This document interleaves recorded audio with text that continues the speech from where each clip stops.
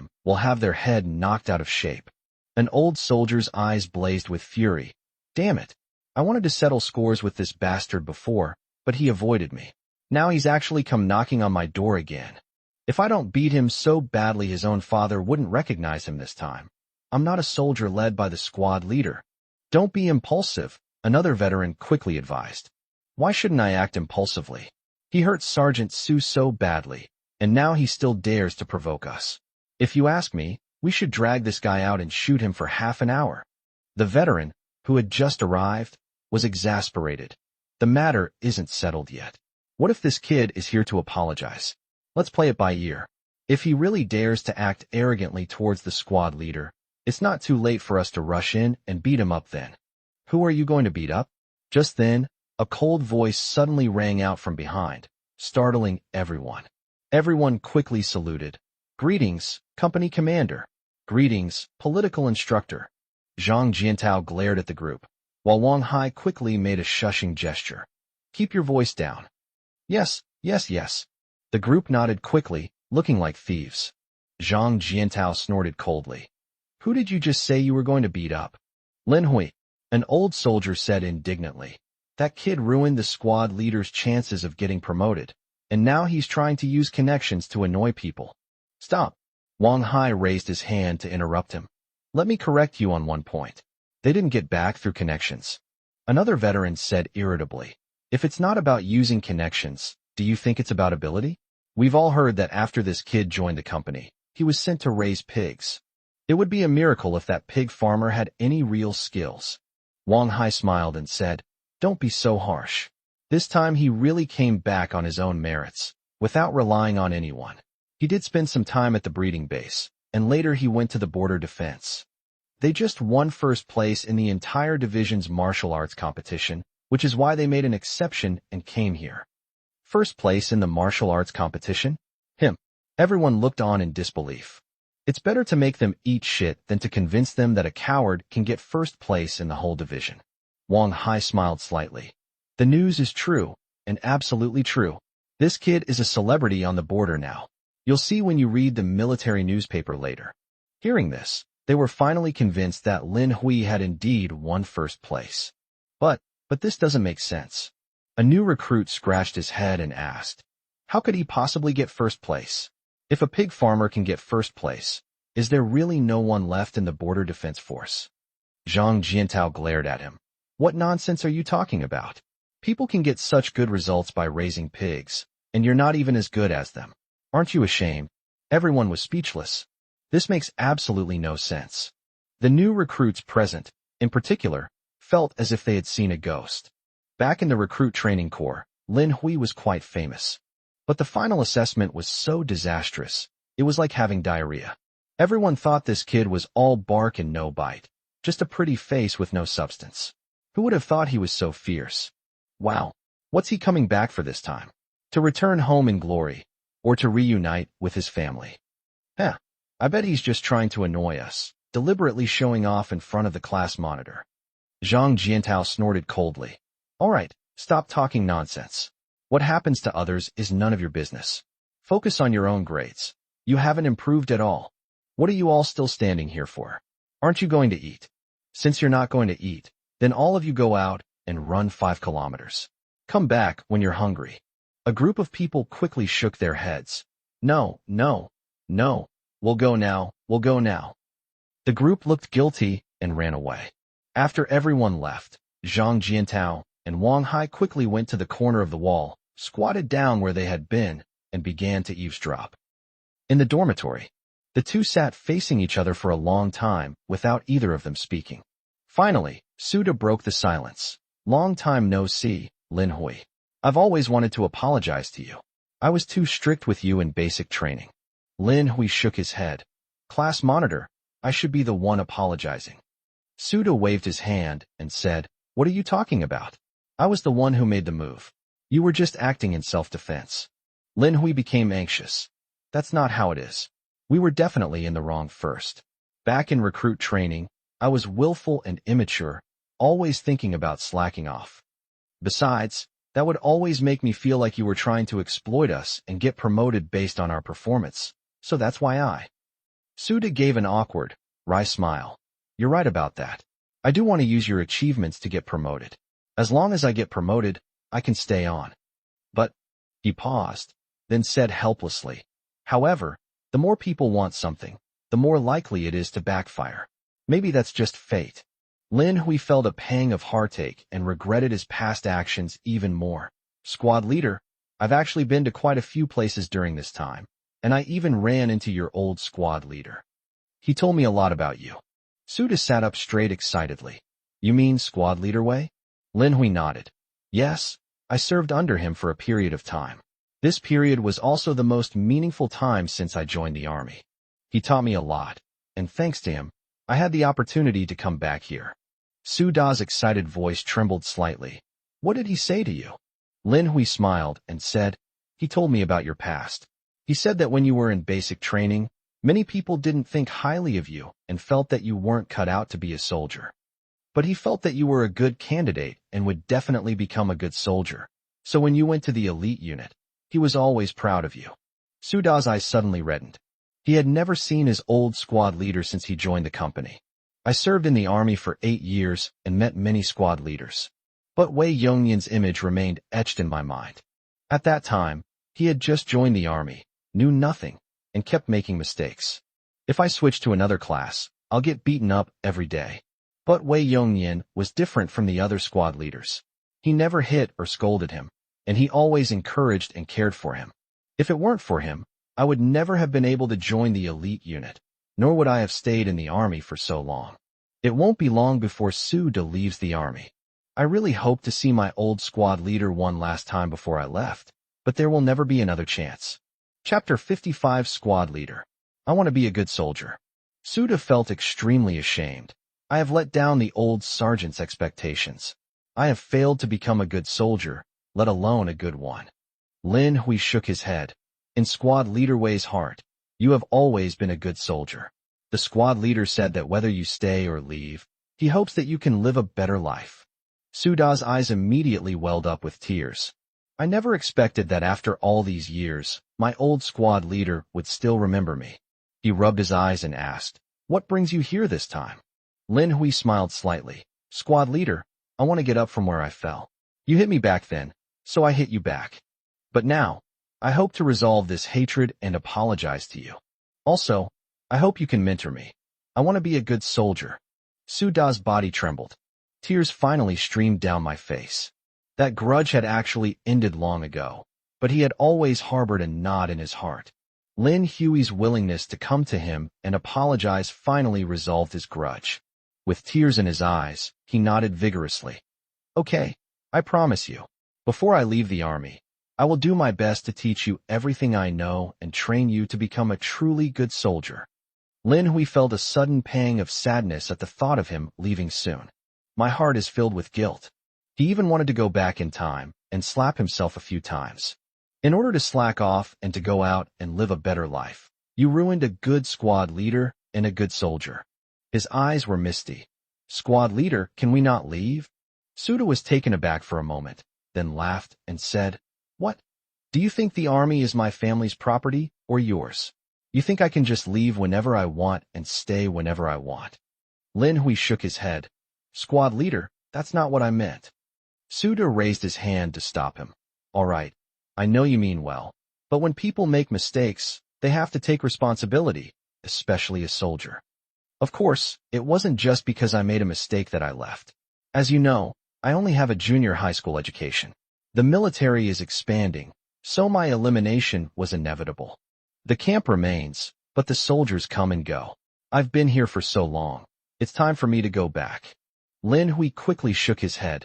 Squad leader, I'm not afraid of you laughing at me. Back then, because of this incident, when we arrived at the logistics base, neither the veterans nor the quartermaster looked down on us. Suda asked with concern, You weren't bullied, were you? Lin Hui shook his head, then nodded. I was bullied, but later, I earned respect and recognition through my own efforts. Later I was transferred to guard the island, and I almost thought I would have to stay there for the rest of my life. It was the veterans on the island and squad leader Wei who inspired me. They told me that as long as I worked hard, I would definitely be able to fly out. I listened to their words, so I came here. He stared at Suda and said earnestly, Squad leader, no matter what the outcome, I think we should listen to the old squad leader's words and do our best to fly. Perhaps you'll be able to fly to wherever you want to go? Suda was suddenly stunned. He heard the exact same thing from his old sergeant when he was in basic training. It was this encouragement that motivated him to train relentlessly day after day, eventually earning him respect and securing his place in the elite 6th Company. A sentence I uttered 8 years ago, I hear again from another person. It gave Suda a feeling of transcending time and space. But he is no longer the simple recruit he was 8 years ago. He is now a cold-blooded veteran who only thinks about getting rewards. If Lin Hui hadn't reminded him, he would have completely forgotten what the old squad leader had said. At that moment, Suda felt extremely ashamed. But hearing those familiar words again brought me immense warmth. Suda smiled and said, Lin Hui, you're right. I really shouldn't have given up on myself like this. Actually, I have seriously reflected on this over the years. I have been too willful, and my low level of education is only one reason. More importantly, I have never really thought about how to train a good soldier. I used to have a bad temper, and I would either hit or scold new recruits. I also ruined my only chance with my own hands. Squad leader, don't speak, let me finish. Suda sighed and looked deeply at Lin Hui. We are all soldiers trained by Sergeant Wei. He said with unwavering determination, although I only have a few months left, this time, I'll listen to you. I'll fight alongside you to the very end, and we'll never give up until the very last moment. Whether you stay or leave, at least don't leave any regrets. Lin Hui smiled. He knew he had finally persuaded Suda. Lin Hui stood up and saluted forcefully. Squad leader, please take good care of me from now on. Hit me if you need to, scold me if you need to. I'll risk everything if it helps me succeed. Friendly reminder. Ranking is based on the number and quality of kills, so please summon your troops multiple times. Lin Feng saw the message just as Odin had killed the last zombie dog. Although these zombie dogs were ugly, they simply turned into white light and disappeared after they died. This saved them the trouble of cleaning up the corpses, since corpses cannot decompose. In the past, during wars, the large number of corpses caused plagues, so this is good news. After all, Lin Feng was already preparing to unleash a massacre. Should we continue with the summoned beast tide? Whether? Lin Feng nodded without hesitation. But for some reason, my middle finger twitched involuntarily and actually clicked yes 3 times in a row. Lin Feng couldn't help but sigh. Sigh? I shouldn't have imitated Kato Taka last night. Now I've gone mad with chi. Suddenly, 700 zombie dogs appeared beside the dark portal. This. Chapter 55 The Elite Among the 5 Waves of Monsters. Outside Dracula's castle. As soon as the 700 zombie dogs appeared, they charged toward the castle. There is only one goal implanted in their minds. Destroy the core of the castle. An unknown force is guiding the core direction. Any creature that dares to block their way will be their enemy. Zombie dogs will tear them all to shreds with their sharp teeth.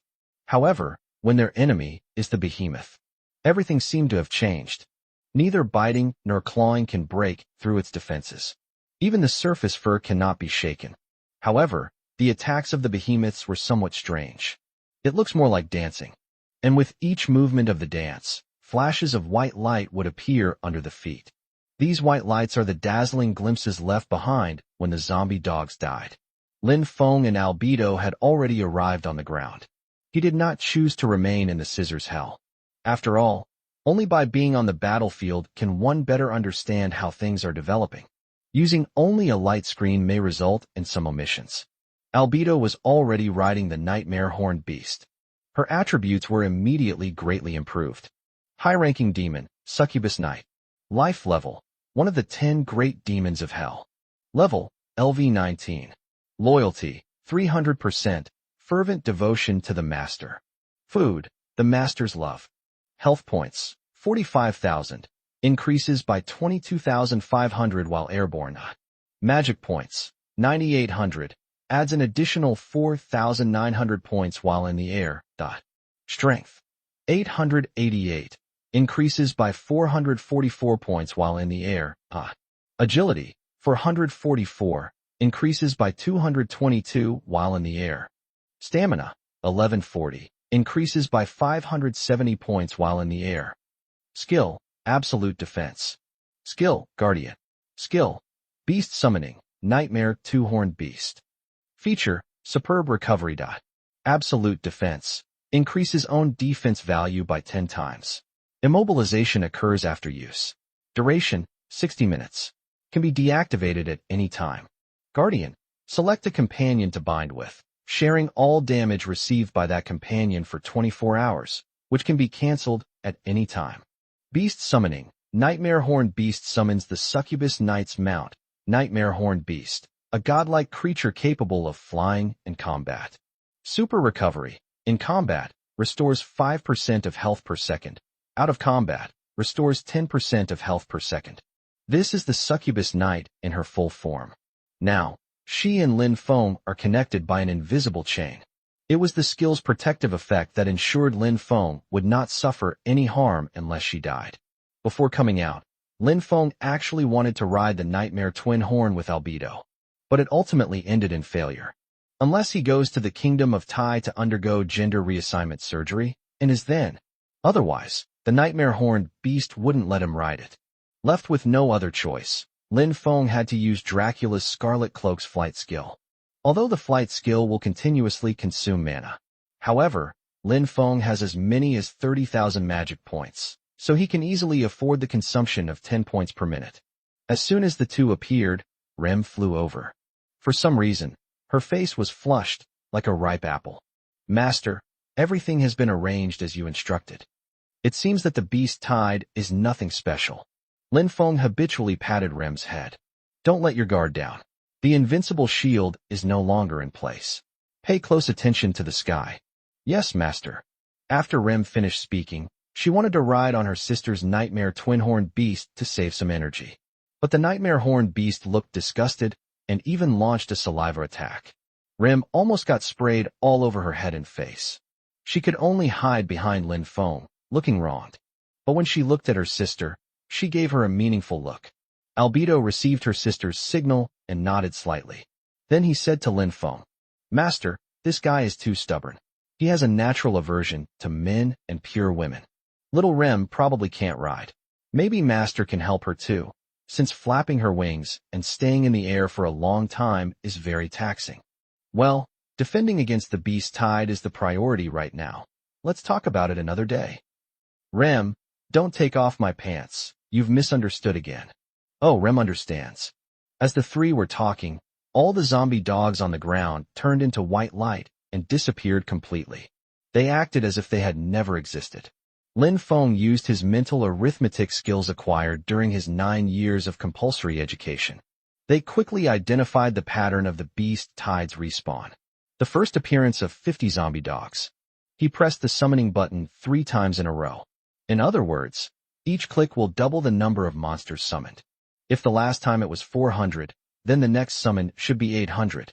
Should we continue with the summon beast tide? Whether. This time, Lin Feng had Rem press the summon button. 800 zombie dogs immediately appeared next to the portal. That's right, just as I estimated. This way, I can control the variables very well. Just then, a glint of light flashed in Albedo's eyes. His pale golden eyes narrowed. Master, something's not right. Look closely. There seems to be something strange mixed in among these 800 zombie dogs. With Albedo's reminder, Lin Feng also locked onto that special creature on the light screen. Zombie Wolf. Life level, Elite. Level, LV 15. Strength, 29. Agility, 24. Endurance, 23. Skill, T-Virus. Skill, Claw Strike. T-Virus. Zombie wolves carry a deadly virus, and creatures injured by them have a 5% chance of becoming virus carriers. Claw Attack. Attacks using mutated, sharp claws, increasing the chance of infection by 10%. Zombie Wolf, Elite Monster. I didn't expect it to be just like a tower defense game, with a special monster appearing every 5 levels. However, a maggot is still just a maggot. After Lin Feng finished speaking, the corners of his mouth curved into a Nike shape again. Albedo also chimed in from the side. Master, No matter how these ugly creatures change, they will never be a match for your demon army. The brilliant white light that followed their deaths is the prelude to your conquest of the endless continent. Chapter 56, first place on the points ranking. The 799 zombie dogs and one zombie wolf that appeared this time were still no match for them. The behemoths didn't even notice the zombie wolf's unusual nature before Loki stomped on them and crushed them. It yawned and tap-danced at the same time.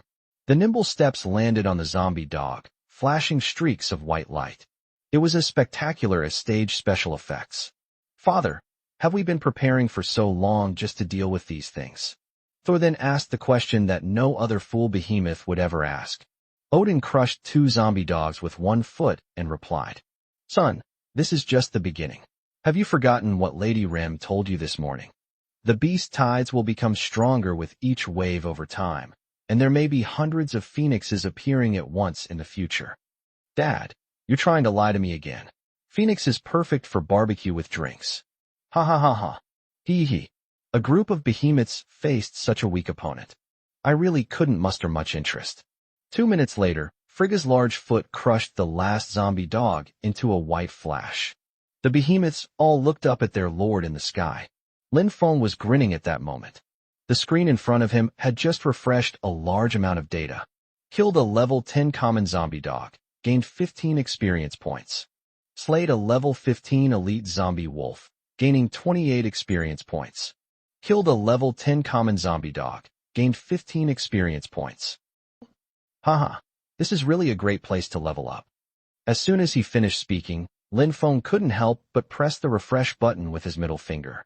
In his excitement, he forgot about his divine middle finger ability.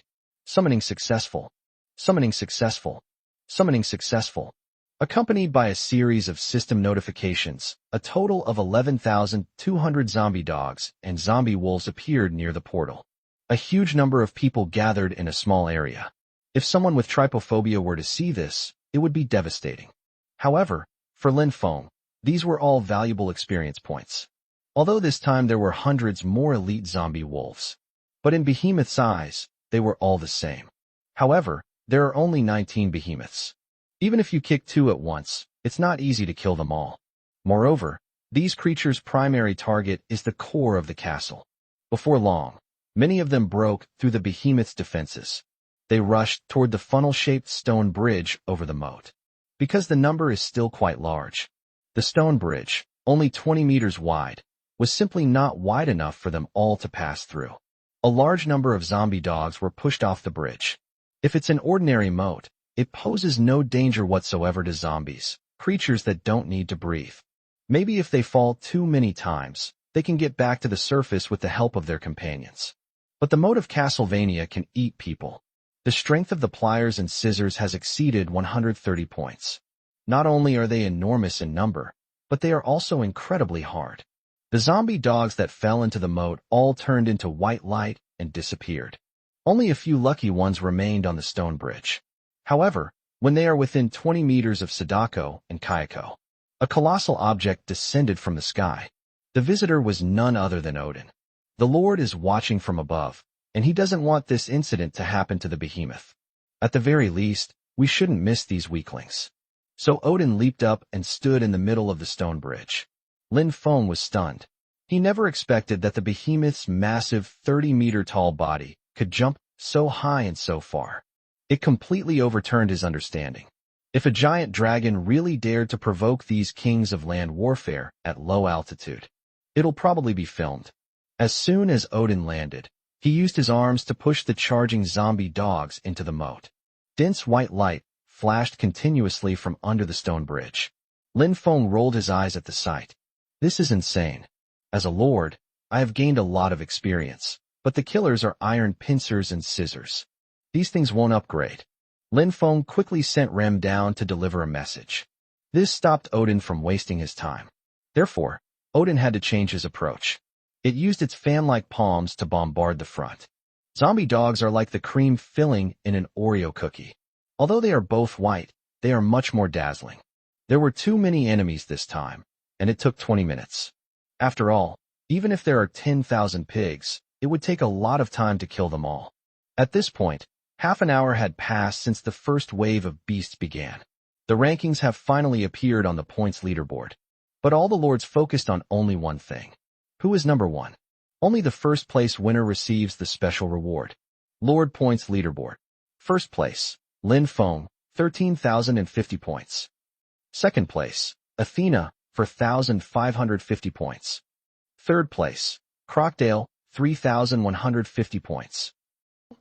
Points acquisition rules. The base score for a creature's level is 1 point, and it increases by 1 point every 10 levels.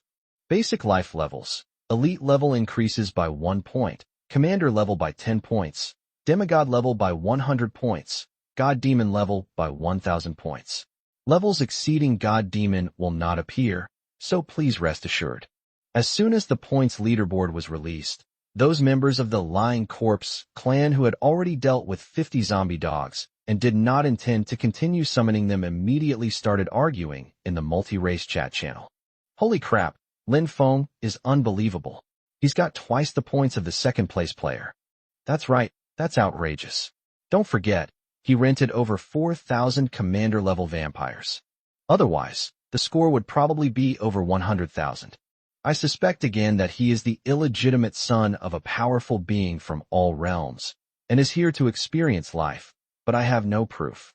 You're all wrong. Lin Feng definitely left behind quite a few commander-level troops. Just wait and see, as the beast tide level increases. His numerical advantage will be completely overwhelmed by the quality of other powerful units. One should have self-awareness. Embarrassing other powerful figures from the start can lead to a terrible end. Okamoto Durius, that's a blatant threat. But I like it. When I'm going to get him, I'll call on Rahul the Magic Flute. Chapter 57 The First Beast Tide ends. Third update. Just as the lords were discussing the rankings, Lin Feng had Albedo press the button to summon another beast tide. 12,100 zombie dogs and 300 zombie wolves appeared next to the portal. A new round of battle has begun. The behemoth changed its tactics. They lay sideways on the ground in 2 rows.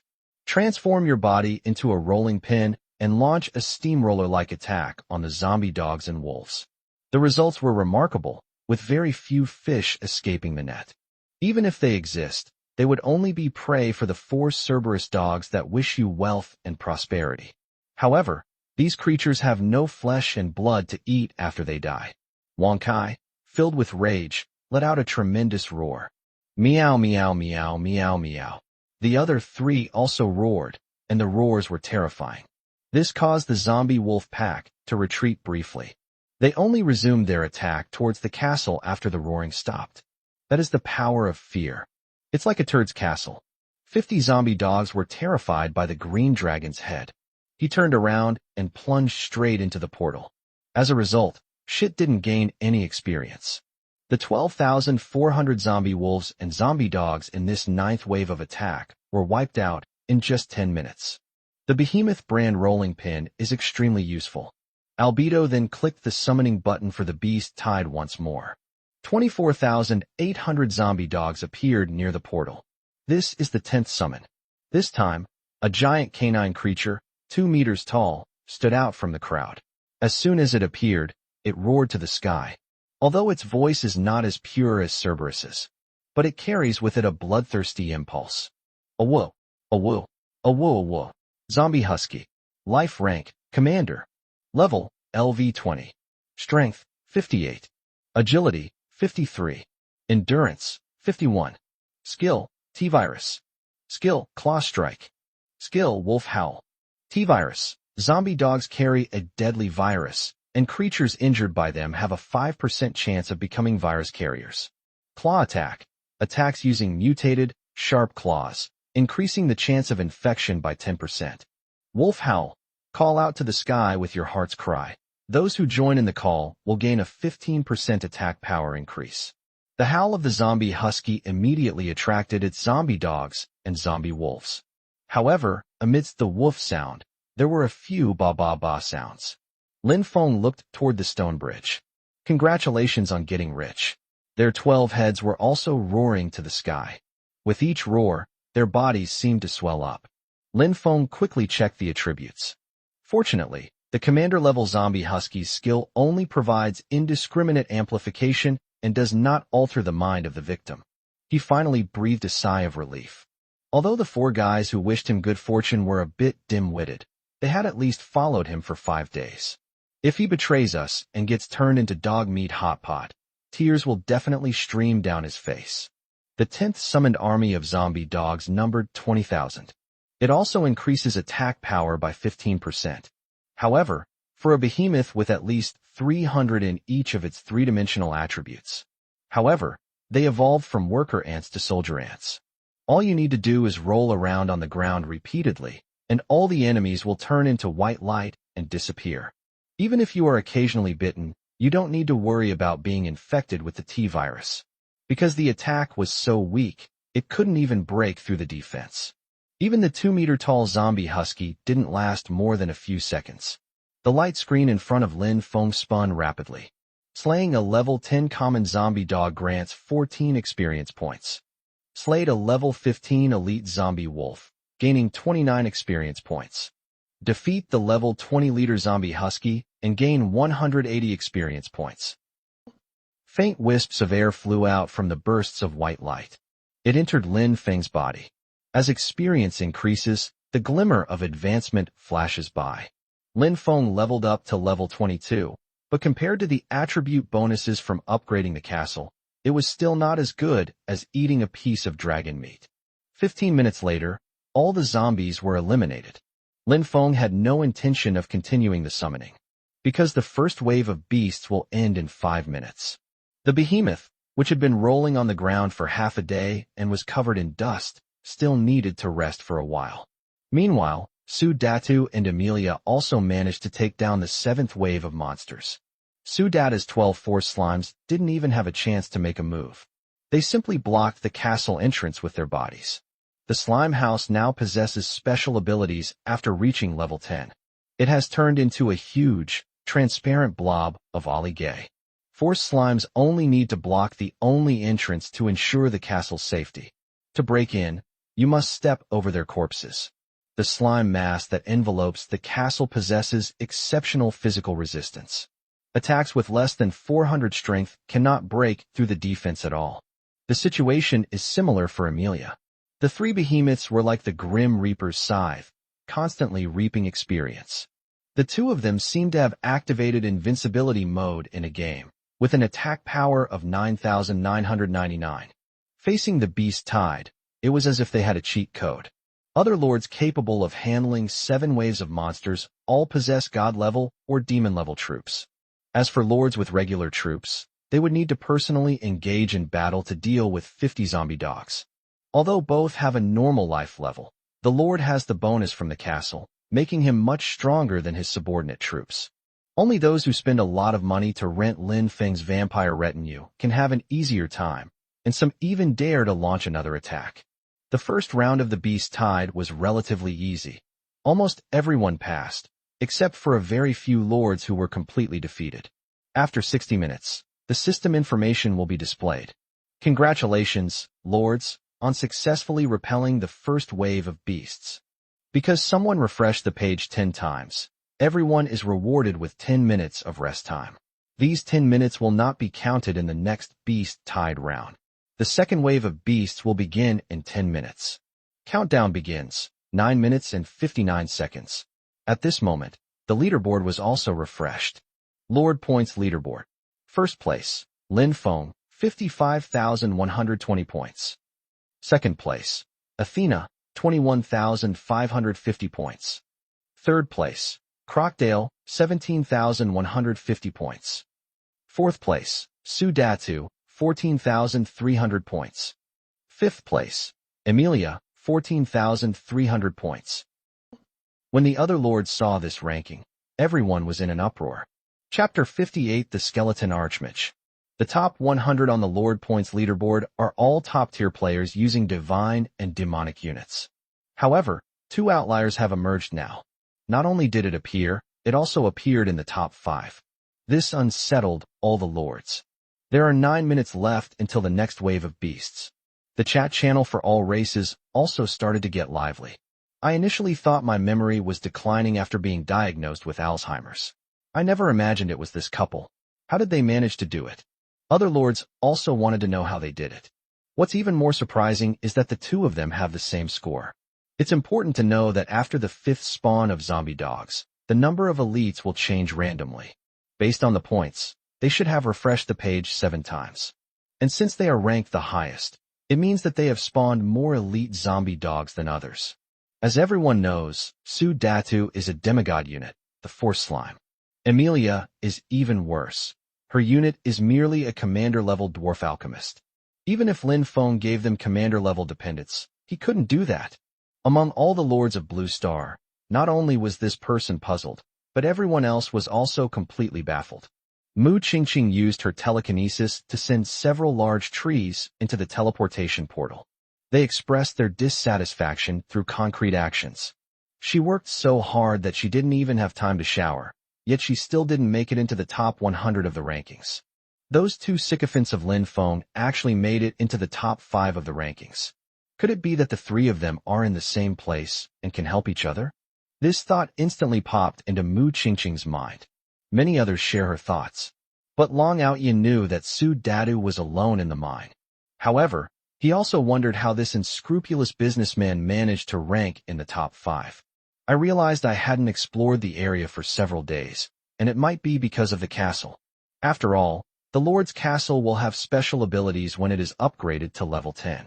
It's possible that Su Datu's castle is perfect for slaughtering small monsters. Although he is doing well now, once the level of the beast tide and the level of life increase, he will definitely be left with nothing but his own taillights. Long Outyin's self-comforting methods have reached their pinnacle. After all, his current score is only slightly lower than that of the 100th ranked lord. Anything is possible until the very last moment. Aside from those discussing Su Datu and Emilia, the leaders of the Extinction Wind group were discussing Lin Feng's situation. How can he be so amazing? What will we do in a moment? Don't worry, everyone. Didn't I tell you this before? He's not stupid. He'll definitely leave some of his commanders' families behind. The zombie wolves that appeared this time were already weak.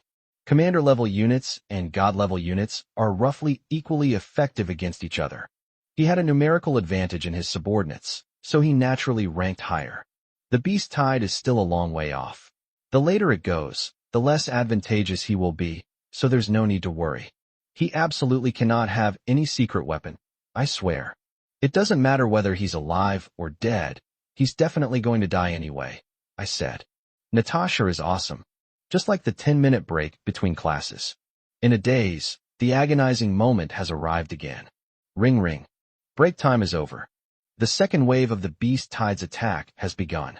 When system information appears, Lin Feng and his two companions were helping Albedo improve her strength in the wooden house that the orcs were building for her. Although there were some risks involved, they couldn't resist the two little girls' pleas. I thought that with Rem's help, I could quickly increase my level by 1% during my rest time. But to his utter surprise, he soon found himself in a quagmire. I couldn't get rid of it for a long time. Despite Rem's help, it was all in vain. The prompt on the light screen appeared. Lin Feng couldn't worry about too much and could only choose to work hard while remotely controlling the system. This time, what appeared near the portal was a humanoid creature. This has absolutely nothing to do with the term beast tide. First, it is not a wild animal. Secondly, there is only one. The skeleton archmage. Life rank, commander. Level, LV10. Health points, 150. Magic points, 650. Strength, 5.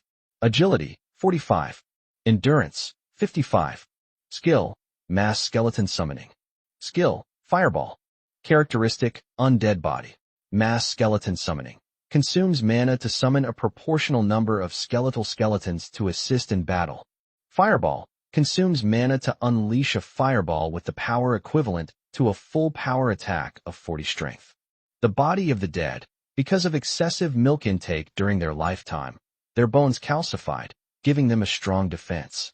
After Lin Feng read through the attributes, he realized that he had wronged the designer earlier. As expected of the creation of the Archmage Ains, it actually has an undead cyberpunk style. Jarl, Rem, I need to speed up. As Lin Feng accelerated, The entire wooden house began to sway precariously.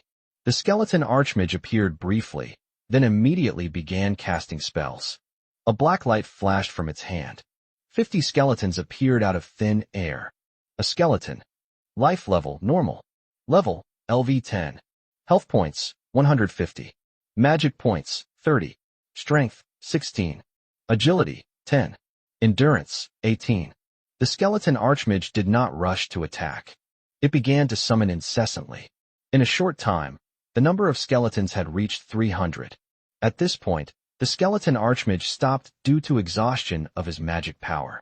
Just when all the lords thought he was about to attack, the skeleton archmage did something incomprehensible. It came to the white skeleton. Reach out and dig out the soul fire from its skull. Then I threw it directly into my eye socket. Then, the blue flames in his eye sockets, like a bonfire fueled by gasoline, instantly blazed up. The Archmage of the Dead consumed the soul fire of 10 skeletons before ceasing his cannibalistic behavior. Just when everyone was saying, wait, fuck, the Archmage of the Dead has begun his summoning spree once more. 300 new skeletons appeared before it. All the lords were astonished by what they saw. Lin Feng thus completed the task of increasing Albedo's attributes by 1%. Without much hesitation, he immediately used the communicator to order Odin to begin the attack. If that dead Archmage isn't killed quickly, it won't be long before the area around Demon Castle is overrun with skeletons. Although the skeletons are weak, no one knows if their numbers will increase to a certain extent and then fuse to create monsters like the Skeleton King. Skeletons are creatures with a very low minimum skill level and a very high maximum skill level. Chapter 59, The Infinite Nested Skeleton Army. Seeing the dead Archmage exploiting such a bug, even the least intelligent lord knew that things were doomed. They all ordered their men to leave the city and kill them. Some lords with low-level troops. He even personally led the charge. Most lords' castles are now above level 5. So after clearing away the skeletons, he can still take down the Archmage of the Dead in a 1v1 duel.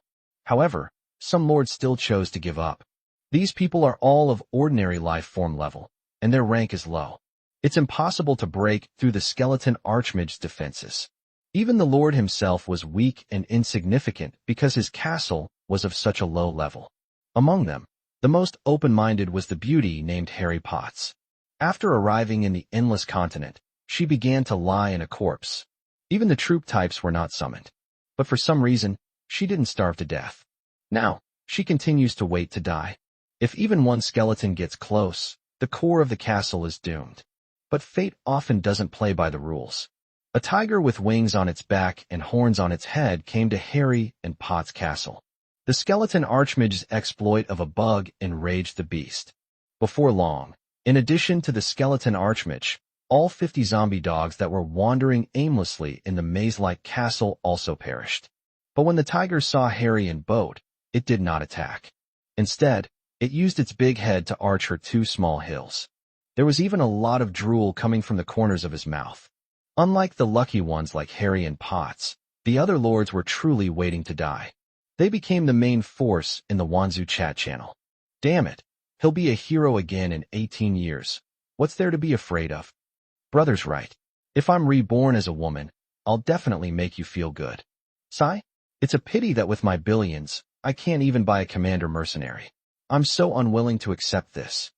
Jack Donkey, you've lived a carefree life for most of your life. That's enough. I, on the other hand, haven't even held a girl's hand, and I'm about to die. I'm not reconciled. Let them die. I just hope more of my fellow human beings can survive this beast tide. After all, we are all human beings of Earth. At this moment, outside the castle of these people lying down, the skeleton Archmage has already summoned over 1,000 skeletons. But they still have no intention of attacking.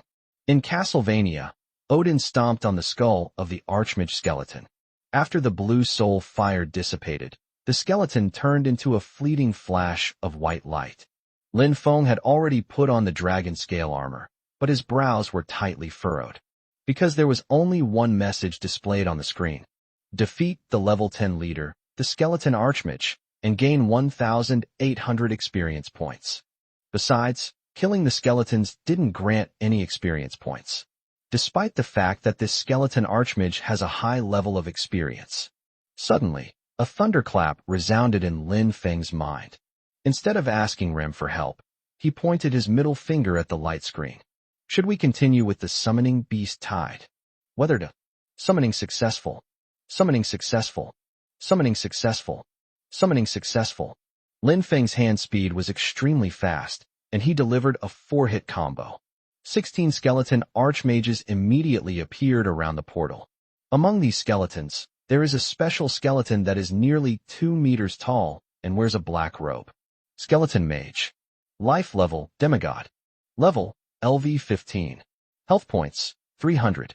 Magic points, 1250. Strength, 10. Agility, 120. Endurance, 150. Skill, Mass Skeleton Summoning Modified. Skill, Barrier Technique. Characteristic, Undead Body. Mass Skeleton Summoning Modified consumes mana to summon a proportional number of skeleton archmages to assist in battle. Barrier Spell consumes mana to create a protective shield around the caster. It cannot be broken if the caster's power is below 200. The Body of the Dead. Because of excessive milk intake during their lifetime, their bones calcified, giving them a strong defense. When Lin Feng saw the attributes of the skeleton god of magic, he couldn't help but exclaim in surprise. Damn, are they playing with Russian nesting dolls here? So he immediately ordered Odin to take action. Lin Feng's judgment was actually correct. He wanted to take advantage of the skeleton archmage's momentary lapse in concentration upon his arrival to launch an attack. After all, the summoned skeletons don't give experience, so fighting them is pointless. What he didn't expect was, the newly appeared skeleton mage immediately used a summoning skill upon its appearance. A total of 100 skeleton archmages were summoned. At this moment, Odin's attack had only eliminated 4 skeleton archmages. A flash of red light appeared in the hand of the newly summoned skeleton archmage. Hundreds of fireballs flew toward Odin. The blazing fireball caused the surrounding air to ripple, but when it hit Behemoth, it only created patches of black spots. Even the fur wasn't burned off. Although the Behemoth is known for its low magic resistance, but it was attacked by a commander-level skeleton archmage, who was too weak. At this point, the skeleton god had retreated to the edge, distancing himself from Odin. With a flash of black light, it began its second summoning.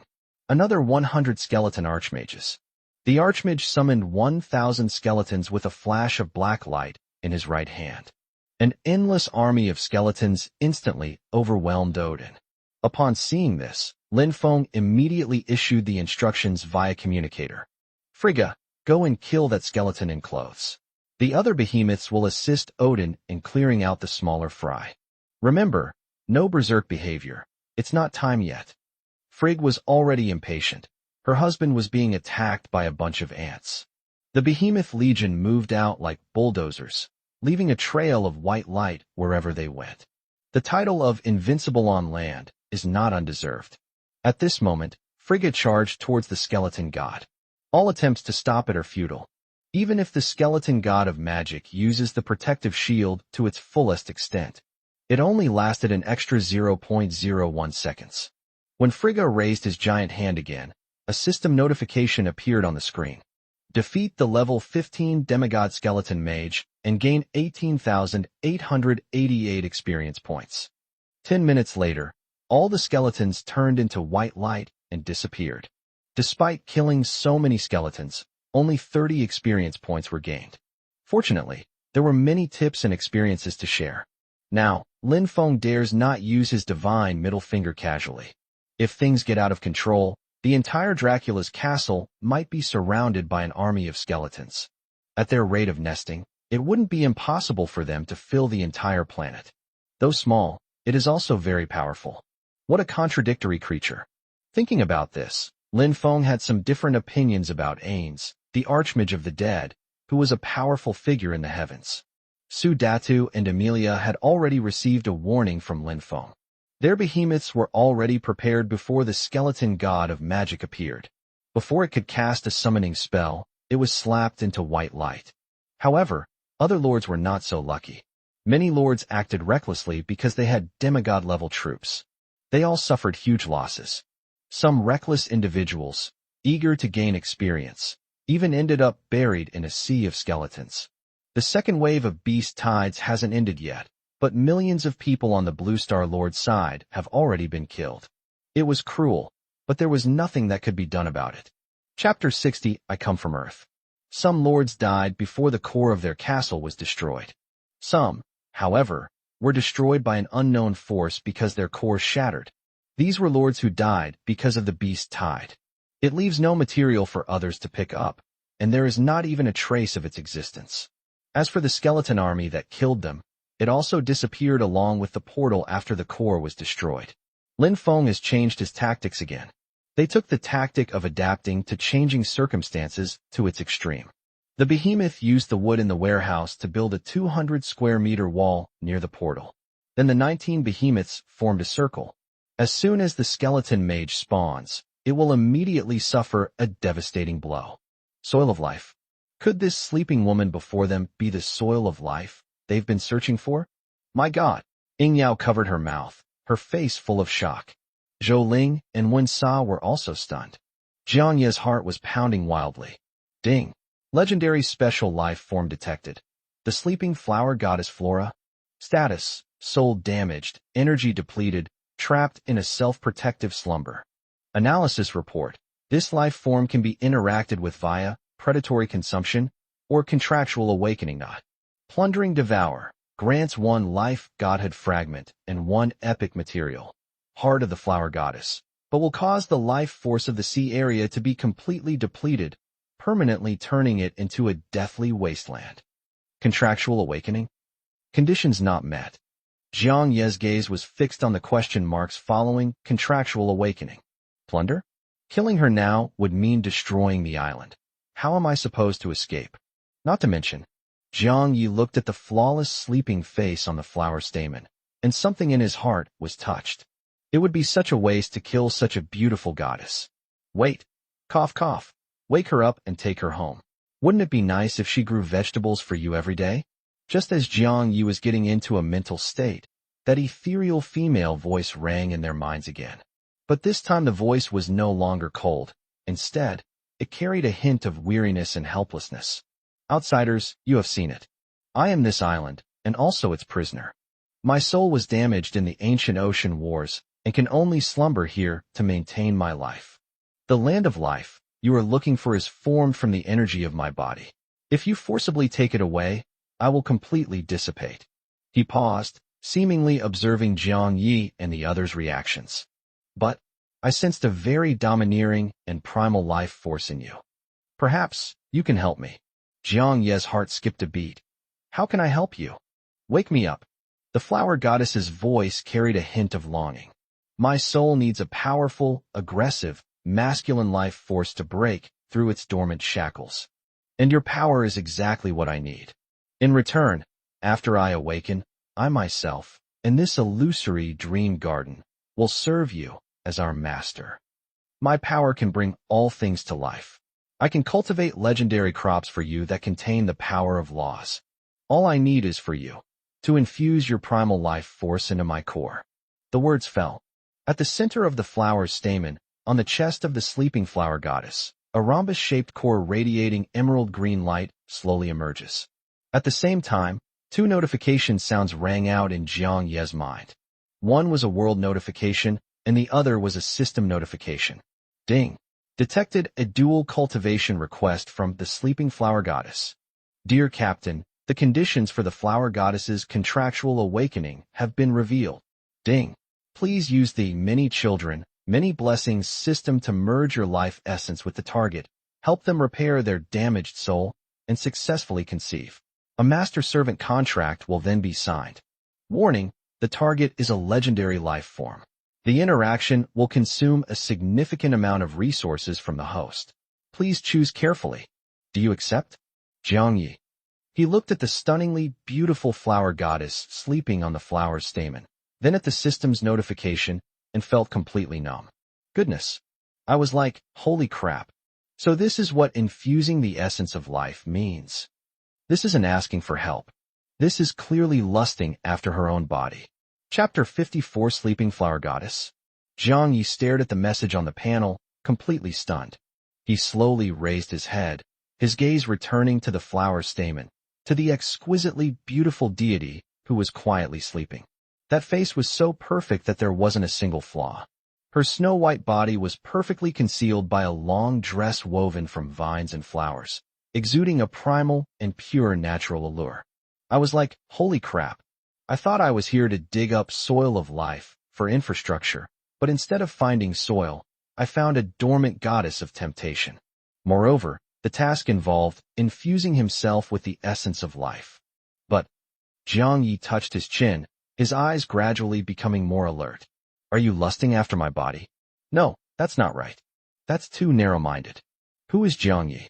He is the captain of the Pangu ship and the support of more than 40 hungry little girls. How could mere beauty shake his iron will? This isn't about lusting after his body. It's clearly about top employees eagerly submitting their resumes, begging to work for them. A legendary being, the flower goddess who can bring life to all things.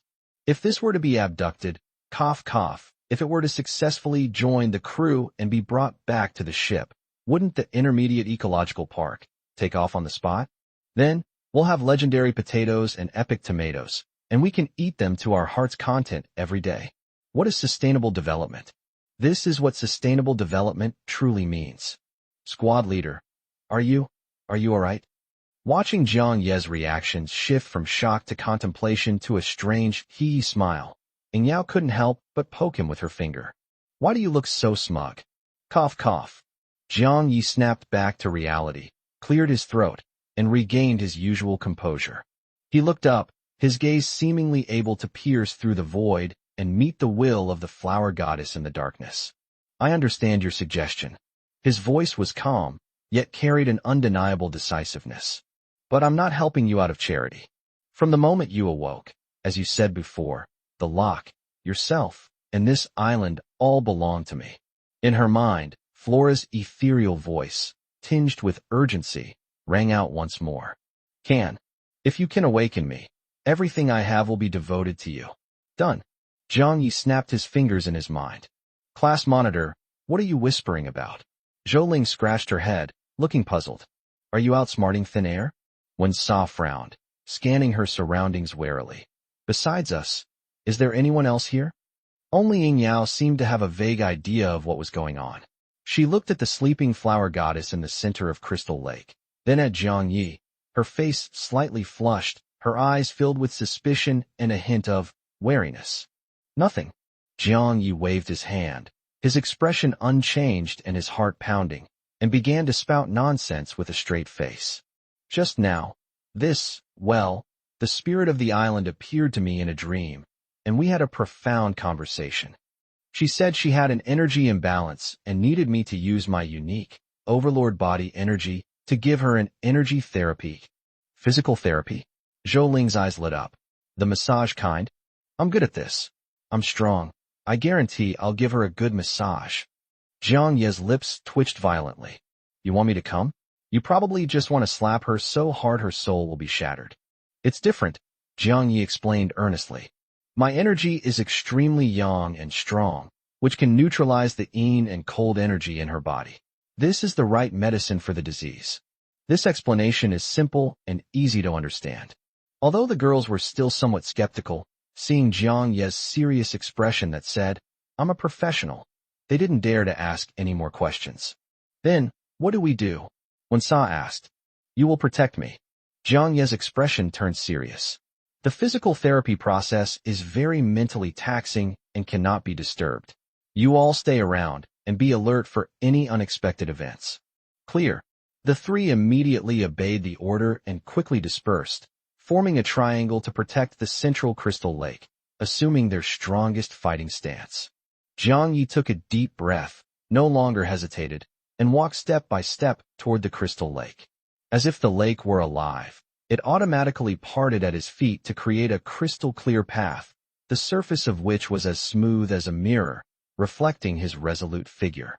And so, he walked along the crystal path until he reached the enormous flower of light. Looking at the goddess so close to him, he could feel her breathtaking beauty even more. His long eyelashes trembled slightly like butterfly wings. The other party seemed to sense the domineering masculine life force emanating from him. The sleeping deity instinctively revealed a trace of longing and closeness. Her long dress, woven from vines, swayed gently with the invisible energy fluctuations, revealing glimpses of her long, straight, flawless, snow-white legs. Her skin, illuminated by the aura of life, resembled warm, smooth white jade, exuding a fatal allure. Jiang Ye's Adam's apple bobbed involuntarily. Don't look at what you shouldn't see. Don't look at what you shouldn't see. What a load of rub. This is a work of art. This is a miracle of life. Taking a second look is to cultivate one's character. He composed himself, reached out, and slowly covered the rhomboid core of the flower goddess that emitted a soft emerald green light. A faint murmur resounded deep within Jiang Ye's soul. The sleeping goddess of flowers trembled violently, her beautiful eyebrows furrowing slightly as if she were enduring a tremendous shock, but the trace of pain between her brows quickly dissipated. Forehead. Upon hearing this, Jiang Yi stopped hesitating and immediately began to remove his armor. The entire giant flower bud slowly closed, eventually forming a private and independent space. Seeing this change, Jiang Yi moved his hand to the correct position. He gently picked up the flower goddess, whose eyes were glazed over. Human, you don't seem to be doing something right. The process recorded in our ancient books is not like this. Don't worry about it, just watch me do it. And just like that, 4 hours passed in the blink of an eye. The atmosphere inside the flower bud was ambiguous, with a hazy mist obscuring the view. Just as the two finished their fight, sudden, the flower bud slowly opened, and a muffled, loud bang exploded directly in the depths of one's soul. The emerald green core within the flower goddess's body, which originally shone with restrained light. Under the impact of the golden torrent, it instantly burst forth with dazzling light. A visible shockwave of life spread out from the center of Crystal Lake. Wherever it goes, everything grows wildly. Countless flowers bloomed and withered on the ground in an instant. Ancient trees sprouted new buds and withered quickly, and the life cycle of the entire island was accelerated 1,000 times over at this moment. Oh my God! Zhou Ling, Wen Sa, and Ying Yao were stunned by this miraculous scene. At this moment, Jiang Yi is undergoing a tremendous energy exchange. He felt his physical and mental strength pouring out like a flood, but the overlord body was frantically drawing nourishment from this immense life energy, forming a delicate balance. His body shimmered and intertwined in golden and green light, as if a god were dwelling there. Just then, something unexpected happened. That life energy, compressed to its limit, could no longer be contained by the island. Boom! A thick, emerald green beam of light suddenly shot up from the center of Crystal Lake, tearing through the clouds and soaring into the sky. A beam of light pierced through the sky, dyeing the entire sky of the ordinary sea area a magnificent emerald color. It is clearly visible for miles around. Almost simultaneously, a grand voice resounded in the minds of all captains in the ordinary seas. Marine notice: an unknown high-dimensional energy reaction has been detected in the central area of an ordinary sea area. A legendary treasure may have been discovered. The coordinates have been highlighted on the nautical chart. Treasure hunt time: unlimited. Rules: none. Best of luck to all captains. Chapter 55: Strange Phenomena of Heaven and Earth. Clouds move in all directions. The maritime notice was like a depth charge, instantly detonating an explosion in the southwest of the ordinary sea area. Inside the command center of the Pangu ship, Lin Jixia was methodically arranging for the crew to inspect the equipment when the emerald green beam shot into the sky. She looked up abruptly, her beautiful face filled with shock. This is... Immediately afterwards, the maritime notice echoed in my mind. Lin Jixia's face instantly darkened. She almost immediately connected this strange phenomenon with Jiang Yi, who had landed on the island. Immediately connect Jiang Yi's communications, she ordered the crew member beside her. Sister Jixia, it's no good. The signal interference around the island is too strong. We can't contact the captain. Lin Jixia gritted her teeth slightly, quickly walked to the huge virtual sea chart, and her slender fingers moved swiftly. On the nautical chart, the dot representing Dream Garden was flashing a dazzling red light.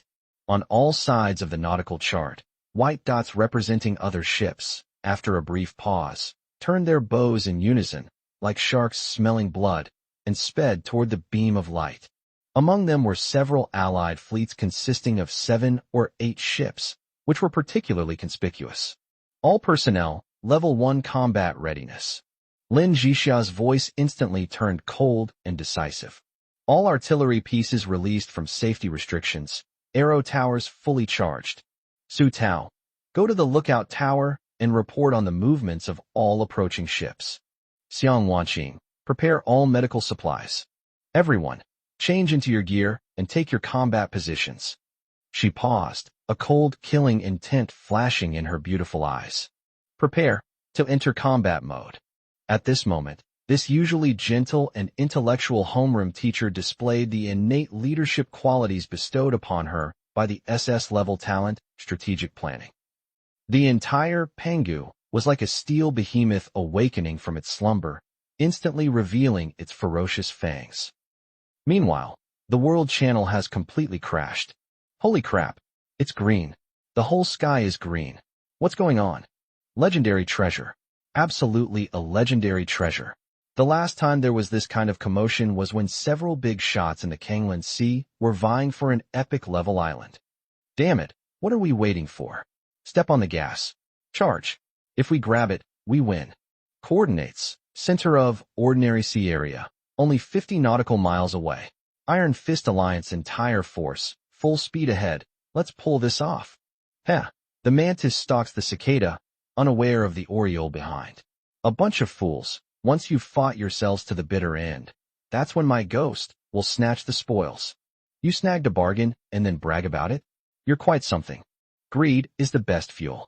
Tempted by a legendary treasure, order in the southwestern part of the Ordinary Sea Area collapsed instantly, and a sweeping storm was already taking shape. In the eye of the storm, on Dream Garden Island, Zhou Ling, Wen Sa, and Ying Yao were also quite taken aback by this sudden turn of events. Oh no, Wen Sa was the first to react. This commotion will definitely attract all the hungry wolves in the vicinity. Ying Yao's small face was also filled with solemnity. She held Long Bao in her arms and whispered, Little Bao, prepare for battle. A whoop. Long Bao let out a low roar, his body crackling with lightning and fire. Only Zhou Ling was still staring blankly at the beam of light, muttering, This physiotherapy from the class monitor is too awesome, isn't it? Zhang Yi had no time to care about any of that at the moment. Although he and the flower goddess had ended their battle, the massive energy exchange was still at its most critical moment. He could sense that Flora's withered soul was being repaired and replenished at an astonishing speed. The sleeping gods are awakening. He could even sense her pure and innocent consciousness, like that of a newborn, through the life essence that the two of them shared. Finally, with the final stream of white essence injected, the towering emerald green beam of light suddenly swung back like a whale sucking in water, completely disappearing into the body of Flora, the goddess of flowers. The world instantly returned to calm. In the center of Crystal Lake, the flower of light slowly closed, enveloping the woman's body, and then bloomed again. Above the flower's stamen, the stunningly beautiful woman's long eyelashes trembled gently. Then, she slowly opened her eyes. Those eyes were a pure, unblemished emerald green, like two perfect emeralds. Her eyes held only emptiness and purity as she curiously surveyed this unfamiliar world. Her gaze immediately fell on Zhang Yi, the man who awakened her from her endless slumber. Ding! The sleeping goddess Flora has been successfully awakened. The master-servant contract has been signed. Ding! Detection indicates the host has successfully conceived a third child. Bloodline potential assessment in progress. Evaluation complete. Bloodline potential, legendary. Congratulations, host. You have been granted your fourth opportunity for infinite transformation. A series of system notifications flooded Jiang Ye's mind. The huge harvest swept away the fatigue he had experienced from the energy expenditure. The fourth infinite transformation. There's also a legendary bloodline descendant I've never even heard of. However, before he could even feel happy, from the edge of the island, when Sa's urgent screams could be heard. Many ships are coming. They've surrounded the Pangu. Jiang Yi suddenly looked up, a cold glint flashing in his pupils. He turned around and looked at the three nervous girls behind him, then at the flower goddess on the flower stamen who had just awakened and whose eyes were still blank. Prepare for battle. He looked at everyone and said in a deep voice, "We should test this newly recruited legendary employee to see just how good he really is." Chapter 56 Legendary Gardener, Paying Respects to Master. The words, "prepare for battle," instantly put Zhou Ling and the other two on edge. But their gazes involuntarily drifted toward the woman who had just awakened in the center of Crystal Lake. Is this even a fight? She looks even more delicate and harmless than when Ruan, the class representative. Jiang Yi didn't explain, but simply turned around and calmly met Flora's pure eyes. Through the spiritual link of the master-servant contract, he directly transmitted a thought. Can we fight? Flora, the goddess of flowers, who had been asleep for countless years, tilted her head, as if trying to understand the meaning of the word. After a moment, she seemed to understand. She didn't answer, but slowly raised a slender, fair hand. Then, gently clench your fist towards the sky. The next second, the whole world seemed to have been muted. Immediately afterwards, the entire Dream Garden island shook violently. Rumble. Before the horrified eyes of Zhou Ling, Wen Sa, and Ying Yao, countless giant vines, thicker than water buckets, burst forth from the ground like ancient pythons awakening. The vines were covered with sharp, barbed thorns that gleamed with a cold metallic light. They grew wildly, intertwining and entwining, and in just a few breaths, they formed a mobile barrier tens of meters high on the outer edge of the island, made of death and thorns. That's not all. On the sea surrounding the island, giant blood-red lotus flowers, each over 10 meters in diameter, bloomed out of thin air. The lotus heart was actually a series of bottomless vortexes, radiating a terrifying suction force. Further away, countless carnivorous plants rose from the seabed, opening their gaping maws large enough to swallow a small boat, letting out silent roars. At this moment, the entire Dream Garden transformed from a paradise into a deadly trap filled with fangs and snares. On the sea outside the small island, the Iron Fist Alliance fleet is aggressively surrounding the Pangu. Ha! I didn't expect there to be such a juicy piece of meat here. At the bow of the flagship, the bald-headed leader with a face full of scars greedily gazed at the sturdy hull of the Pangu. Everyone saw the winner of the last Blood Moon battle on the Poseidon's announcement. He's probably rolling in wealth now. Brothers, if we pull off this job, we'll have plenty of development resources and toys. Kill the captain. Loot all the supplies. Have your way with all the girls on board. The pirates' laughter and foul language echoed across the sea. Just then, a sudden change occurred in their field of vision. Alliance leader. Look at that island. The bald, burly man looked back and saw that the peaceful island had instantly transformed into a terrifying plant fortress. What the hell? He hadn't finished speaking. Swoosh, swoosh, swoosh. Dozens of giant vines, like hellish tentacles, shot out from the seabed, piercing the bottoms of several of the Iron Fist Alliance's ships and pinning them firmly to the seabed. Ah! A series of piercing screams rang out as countless pirates were swept into the deep sea by the vines, never to resurface. Fire! Fire! Break those ghostly vines! The bald leader roared in shock and rage. However, their attacks landed on the vines, only sending up a string of sparks, and were completely useless. Immediately afterwards, the blood lotus on the sea surface began to spin, and the terrifying suction force pulled the ships to their sides. The nearest level 3 raft was sucked into the Lotus Heart whirlpool and instantly shredded into a cloud of blood mist and wood chips. What was supposed to be a coordinated hunt instantly turned into a one-sided massacre, akin to divine punishment. On the island, Zhou Ling, Wen Sa, and Ying Yao were completely dumbfounded. They stared wide-eyed at the scene of divine punishment before them, their minds blank. Is this the power of God? With a wave of his hand, the enemy's ships and towers were reduced to ashes. This was completely beyond their comprehension. Jiang Yi smiled with satisfaction. Very good, very powerful. This legendary employee is excellent value for money. He turned and walked back to the edge of Crystal Lake. The massacre was nearing its end. Those so-called allied fleets were as fragile as paper toys in the face of Flora's power. Flora, the goddess of flowers, withdrew her hand, and the island and the sea gradually returned to calm, as if everything that had just happened was just an illusion. The shipwrecks scattered across the sea testify to the terrifying wrath of the gods. She drifted down from the flower stamen, barefoot, stepping onto the warm earth, and walked step by step to Jiang Yi. She was a little shorter than Jiang Yi, and with her head slightly tilted back, she looked at him quietly with her pure emerald green eyes.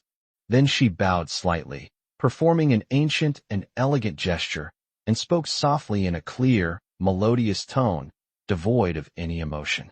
Flora greets her master. Jiang Yi accepted her bow without hesitation. However, the next second, the question from the flower goddess almost made him gasp for breath.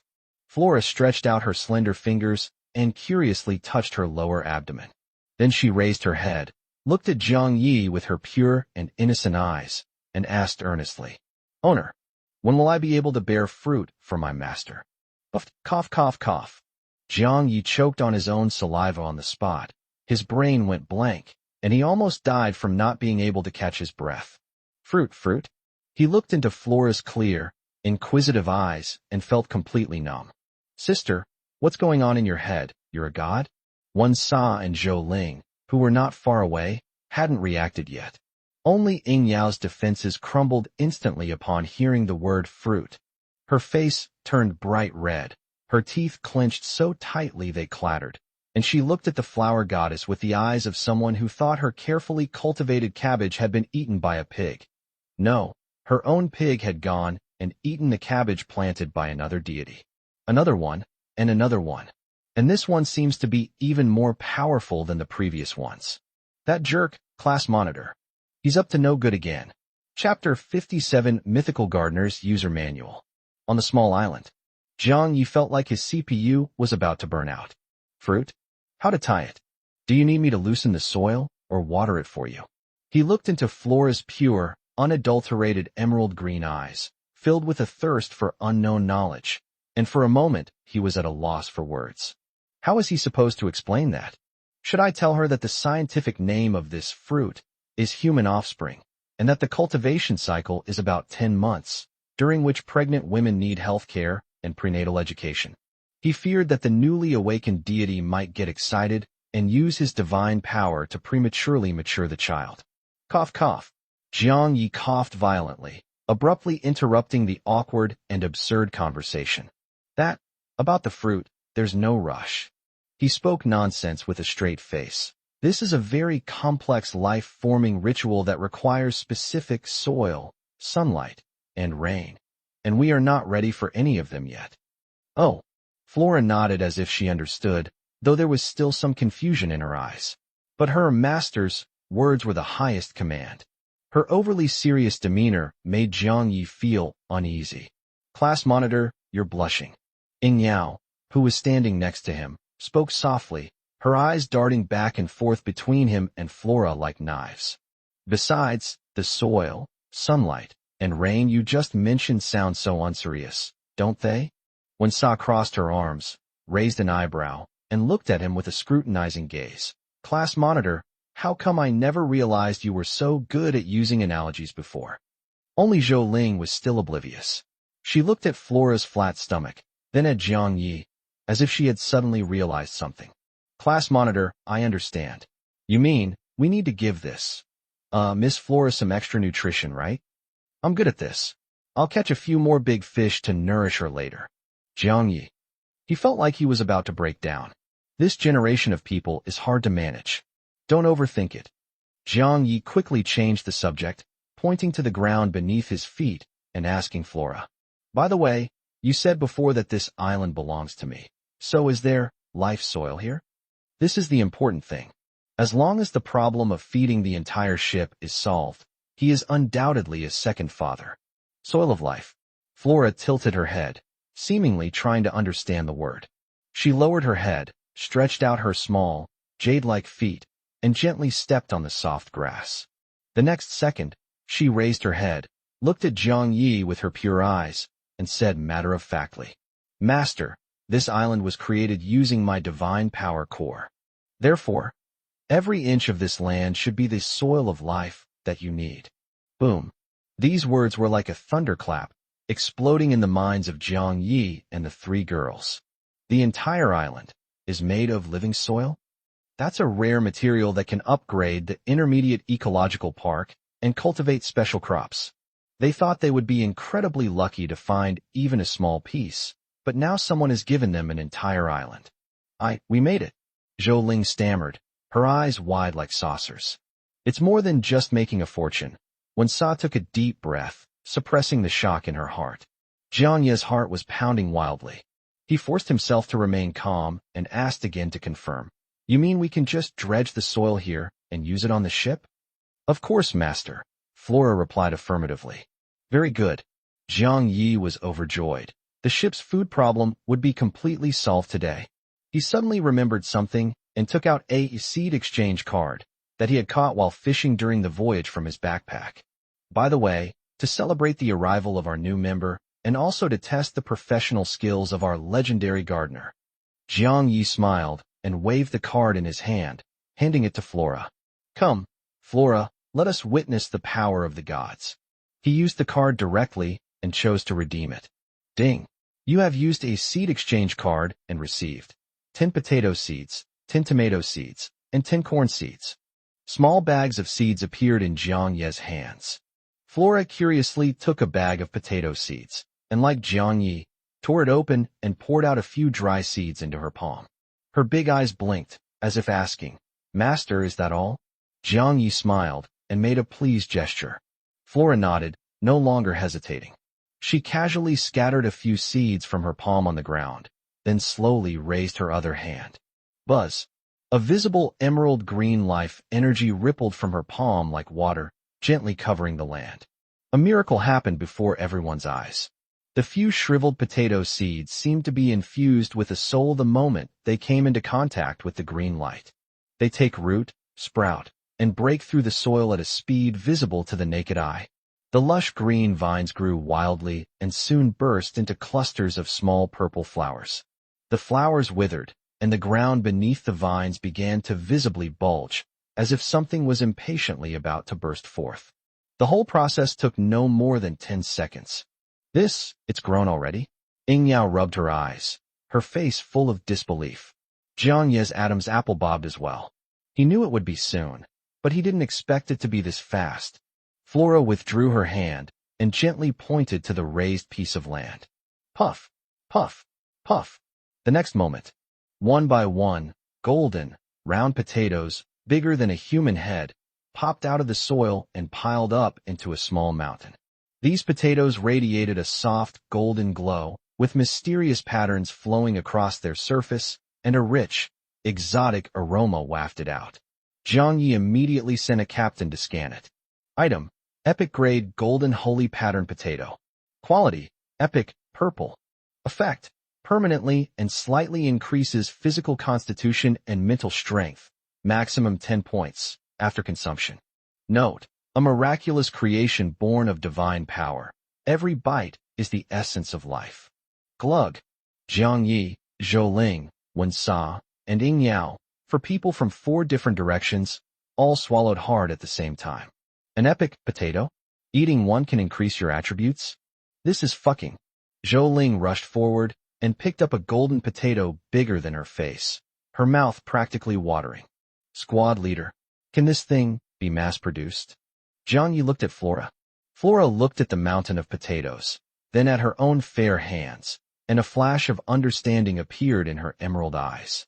She seemed to understand the responsibilities of a gardener. She bowed slightly to Jiang Yi again, and in her ethereal, emotionless voice, said, word by word, "Master, how much do you need? Your will is the direction in which Flora grows." At this moment, as Jiang Yi looked at the pure and powerful deity before him, and then thought of the more than 40 girls on the ship who were crying for food, a great idea arose spontaneously. From today onward, he will not only ensure that everyone on the ship is well fed. He wanted to make sure they ate an epic buffet every meal. Everyone, get ready to work.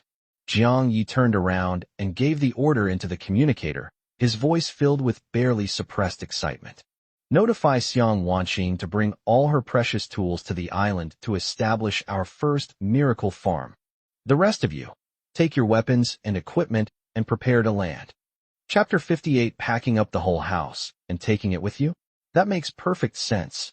Start a farm? Flora tilted her head. Her eyes, as pure as the finest emeralds, were filled with a profound sense of bewilderment. Then, she looked at Jiang Yi and, mimicking his earlier contemplation, extended a jade-like finger and gently stroked her smooth, delicate chin. The movements were slightly stiff, like a beautiful figurine mimicking human behavior. Owner. Flora's voice was ethereal, tinged with a hint of confusion. Why go through all this trouble? Trouble? Jiang Yi paused for a moment, then pointed to the fertile land stretching as far as the eye could see beneath his feet. We need to transport this soil onto the ship. Although it's a lot of work, it's worth it so that we can eat epic potatoes every day in the future. Xiang Wanqing, standing next to her, had already pulled out an entrenching tool. Although she was slender, her eyes were full of determination, clearly ready to become a construction maniac. Zhou Ling even rolled up her sleeves, revealing her powerfully muscular arms, excitedly preparing for a big battle. Flora blinked. She glanced at the tools that the gods considered foolish, and then at Jiang Yi. Lola has an easier way. She shook her head. Then, the goddess of flowers walked barefoot slowly to the front of the crowd. Buzz! A strange resonance resounded throughout the heavens and earth. Jiang Yi felt the ground beneath his feet begin to tremble violently, as if a sleeping dragon was turning over underground. An earthquake! Su Tao was so frightened that her face turned pale, and she instinctively wanted to blow a bubble to protect herself. Don't panic. Jiang Yi grabbed her arm, his gaze fixed on Flora's retreating figure. Countless emerald green lights shot up from all directions of the island, like billions of fireflies, frantically converging into Flora's palm. As the light fades, the once lush rainforest withers and weathers at a visible rate. The fertile black soil beneath our feet turned into grayish-white gravel in just a few seconds. This vibrant dream garden seems to have had all its life essence drained away in an instant. And in Flora's palm, a ball of light the size of a fist is rapidly taking shape. Inside the ball of light was a miniature island shrunk billions of times. There are mountains, water, forests, and even a miniature crystal lake. She compressed and refined the very essence of life on the entire island, turning it into a portable bonsai. Snap! As the last bit of green light was drained away, the solid island beneath their feet let out a mournful cry of despair. Master, hurry back to the ship. Flora turned around, holding the ball of light that radiated immense life force, her face still showing that blank expression. Jiang Yi took a deep breath, suppressing the turmoil in his heart. Retreat. Full speed back to the ship. The group quickly ran back to shore, boarded the landing craft, and sped back to the Great Wall at sea. The moment they stepped onto the deck, rumble. The massive deserted island behind them completely collapsed, boulders crumbled, dust billowed, and like a sandcastle that had been toppled, it slowly sank into the unfathomable sea. Only the Pangu remained on the sea, standing proudly. The deck was deathly silent. Everyone looked at the stunningly beautiful woman standing beside Jiang Yi, untouched by the world, as if she were a goddess. Is this the method of a legendary creature? Others put in a lot of effort to move, but they just packed up their whole house and took it with them. Snort. Ying Yao felt incredibly envious watching Flora being surrounded by everyone like a star. She crossed her arms, haughtily turned her head to one side, and let out a disdainful snort from her nose. What's so great about it? When my dragon cub grows up, it can swallow this wretched island whole. Who knew? Flora heard the sound and turned around. She watched Ying Yao cross her arms, turn her head, and pout, and her emerald green eyes lit up. They seemed to find this gesture of expressing unhappiness quite amusing. Then, Flora shoved the ball of light in her hand into Jiang Ye's arms. Then, imitating Ying Yao, he awkwardly wrapped his two fair and tender arms around his chest and suddenly tossed his head to the side. Snort. She also made the exact same nasal sound. He almost broke his neck because he used too much force. The scene fell silent instantly. A few seconds later. Ha ha ha.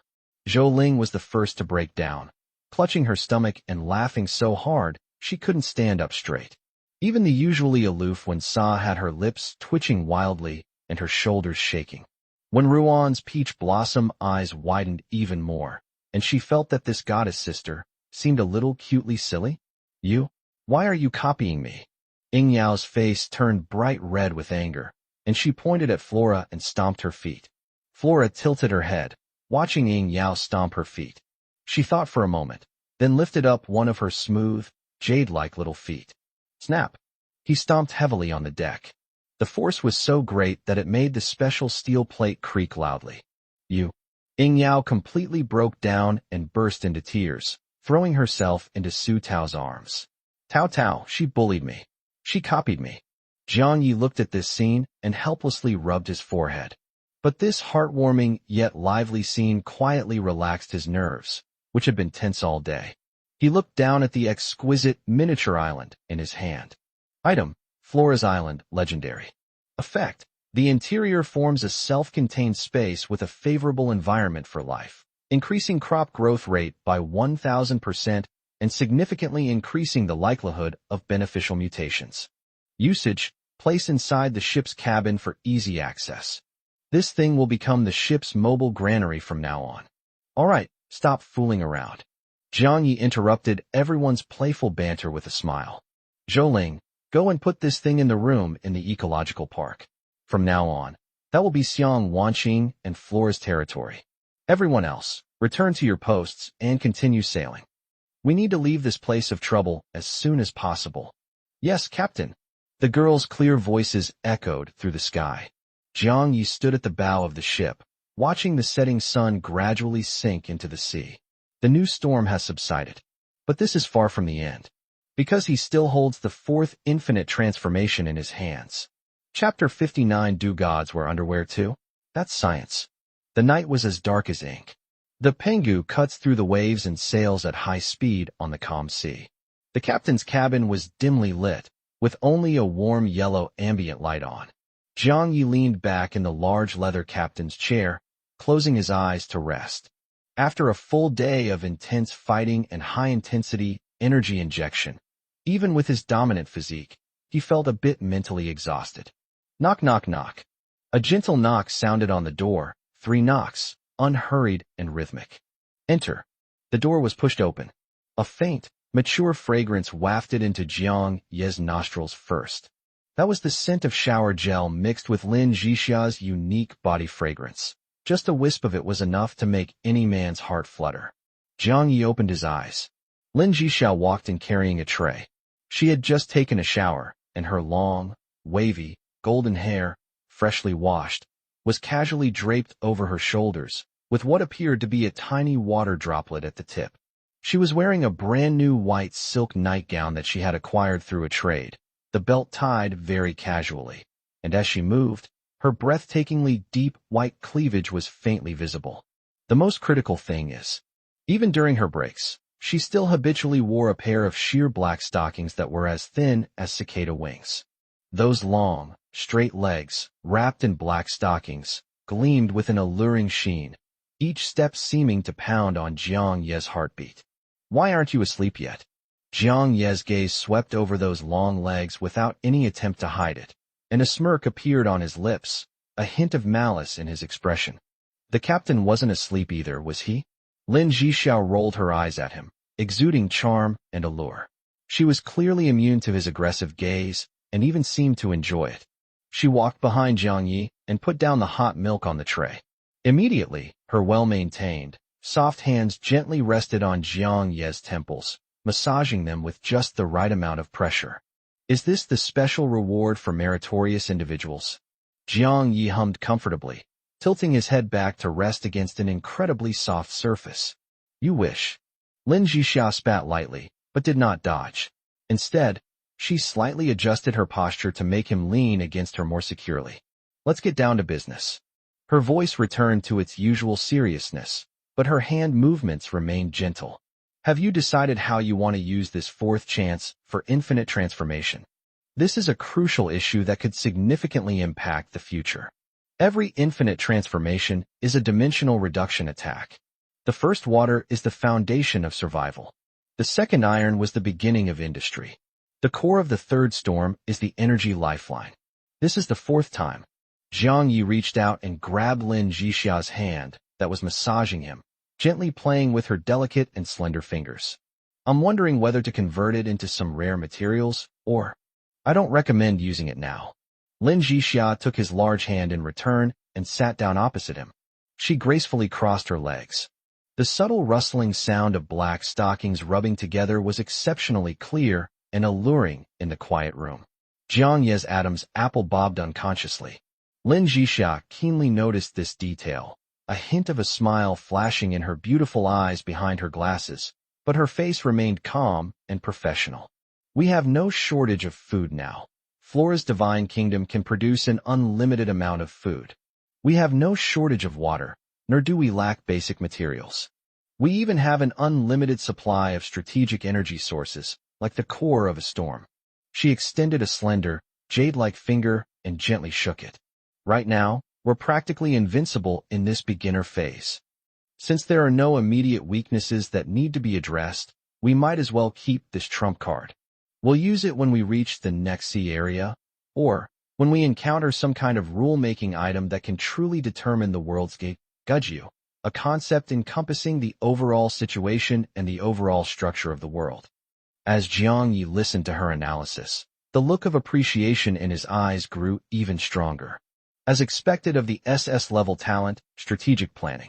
Sister Jixiao is right. Jiang Yi stood up, walked around the table, and stood in front of Lin Jixia. He placed his hands on the armrests of the chair, encircling Lin Jixia in his arms, and looked down at her. A single conversation with you is worth more than 10 years of study. The two were very close, their breaths mingling. A charming blush finally appeared on Lin Jixia's usually intellectual and composed face. She leaned back slightly, somewhat flustered, avoiding Jiang Ye's burning gaze that seemed to melt her. Now that we've finished talking, I'll head back first. Go back. Jiang Yi chuckled softly, his fingers gently tracing the smooth outer thigh beneath her black stockings, causing a slight shiver to run through him. It's so late, and the wind and waves are strong outside. Sister Jixia, you don't want your precious black stockings, which you just changed into, to get wet from the seawater, do you? Lin Jixia's body went limp instantly. She bit her full, red lips and gave Jiang Yi a reproachful glare with her watery eyes. You're just making excuses. This is the captain's order. Jiang Yi lowered his head, leaned close to her ear, and whispered in a voice that only the two of them could hear. Moreover, the meeting about future strategy that just took place hasn't ended yet. We need to discuss this further regarding the captain's wife's performance of duties. Lin Jixia's cheeks were so red they looked like they were about to bleed. She gave Jiang Ye's firm chest a token push, her voice barely audible. Then, turn off the lights. Jiang Ye's lips curled up slightly. Yes, my dear Jixia. Smack. The lights went out. Only the moonlight outside the window quietly spilled onto the floor, illuminating two figures that gradually overlapped. As for the fourth infinite transformation, no rush. As Lin Jixia said, the best trump card should always be used on the most critical blade. Now, he is even more eager to explore the endless treasure trove that lies before him, named Lin Jixia. The morning sun shone brightly on the deck. The Panga ship enjoyed a rare, peaceful morning. There were no monsters roaring, no pirates firing cannons, only the cries of seagulls and the gentle lapping of waves against the ship's hull. The deck was filled with the atmosphere of daily life. Zhou Ling was carrying a specially made fishing rod that looked like a steel bar, sitting imposingly on the side of the boat fishing. The large iron bucket next to her was already filled with all sorts of strangely shaped, lively seafood. Wen Sa was doing her morning exercise in the open space nearby. She was wearing a tight-fitting sports vest and shorts, and instead of having an ounce of excess fat, She had a well-defined six-pack. Sweat slid down his snow-white skin, exuding a wild and powerful aura. On the other side, things weren't so harmonious. An epic disaster is unfolding in the recreation area. No, I don't want this. Flora clutched her chest tightly with both hands, staring in horror at the object in Xiang Wanqing's hand, looking like a young wife forced into prostitution. Xiang Wanqing held a cute lace-trimmed bra in her hand, looking utterly dejected. Miss Flora, please, you have to wear this. You can't keep running around wrapped in a few leaves, even though the class monitor would probably love to see it. Xiang Wanqing muttered to herself, feeling like she was going crazy. Educating the gods about modern dress etiquette was just too difficult. Since Flora boarded the ship yesterday, her primitive-style leaf dress has become the most beautiful, yet most troublesome, sight on the entire ship. For the captain's health, and of course, mainly to prevent his nose from bleeding out. Xiang Wanqing volunteered to take on this arduous task. If Jiang Yi finds out about this, he'll definitely criticize her for meddling. But it's too tight. Flora said with a pitiful expression, her voice ethereal and innocent. She pointed to the two thin shoulder straps, then looked down at her own exceptionally gifted and astonishingly large assets. They love freedom and don't like being locked in cages. Puff. Jiang Yi, who had just come out of the cabin, happened to hear these lewd words and almost spat out his milk on the spot. God loves freedom. Xiang Wanqing turned around and saw her savior Jiang Yi, immediately giving him a look that said, "Why don't you do something about your God?"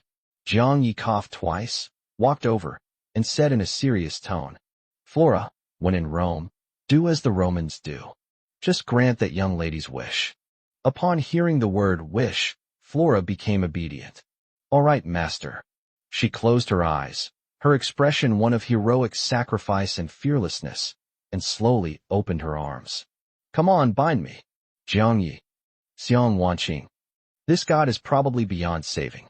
After a chaotic scene, Flora finally changed into a simple white t-shirt and denim shorts. Although the t-shirt was worn inside out, at least it covered the vital parts. Those snow-white, crystal-clear bare feet on the deck, combined with her adorable expression and stunning beauty, instantly became an unmissable sight on the deck. Jiang Yi sat comfortably in the recliner, watching this harmonious scene, and casually opened the control panel. The current Pangu ship is well-equipped, with abundant supplies and a strong crew. With the help of daily supplements and special foods, my physical condition has reached 65 points, which is equivalent to the physical condition of a 6.5 adult. It can be said that they have already initially acquired the strength to dominate the region. Chapter 60. The side effects of an epic potato? Everyone has a high fever. The morning sea breeze carried a hint of saltiness, but it couldn't dispel the overwhelmingly rich aroma on the deck. That's a wonderful chemical reaction between starch and flame at high temperatures, mixed with a unique sweetness. Gulp. I don't know who swallowed first, but then there was a chorus of swallowing sounds. In the center of the deck, a huge iron pot was set up. Zhang Xiaopeng was waving a large ladle, his face flushed red in the firelight, but he couldn't hide his excitement. "Captain, these golden holy pattern potatoes are amazing. No need for any seasoning, just boiling them in water." She lifted the lid of the pot. Whoosh! Golden steam rose up, like ethereal little sprites dancing in the air before dissipating.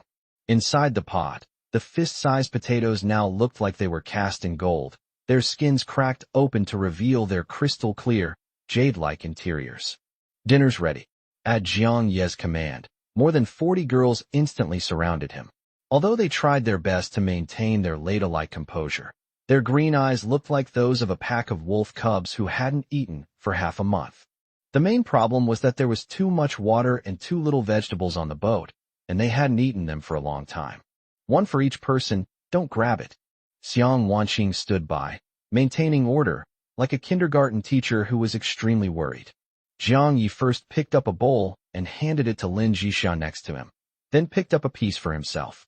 These potatoes melt in your mouth, with a smooth and creamy texture like eating the finest ice cream, yet served piping hot. A warm current slid down his throat into his stomach, bursting open instantly and turning into a rolling heat wave that washed over his limbs and bones. Ding. Consumed epic-grade golden holy pattern potato. Constitution plus 0.5. Spirit plus 0.5. Jiang Ye's eyes lit up. One bite added half a point to my attributes. Although there is an upper limit, this is like taking a rocket. He finished one in a few bites, and was about to grab a second one when he noticed that the atmosphere around him suddenly felt a little off. It's so hot. Su Tao's face turned as red as a ripe apple.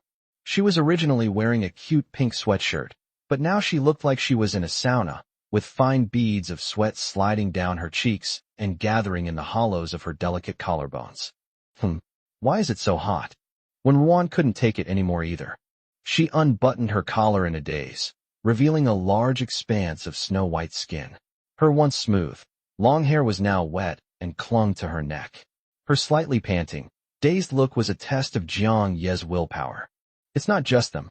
More than 40 girls on the entire deck had fevers. The energy contained in the epic-level ingredients was too enormous. Unlike Jiang Yi, who had a superhuman body to digest them quickly, these energies ran rampant in their bodies, directly causing their body temperature to spike. I'm so hot too.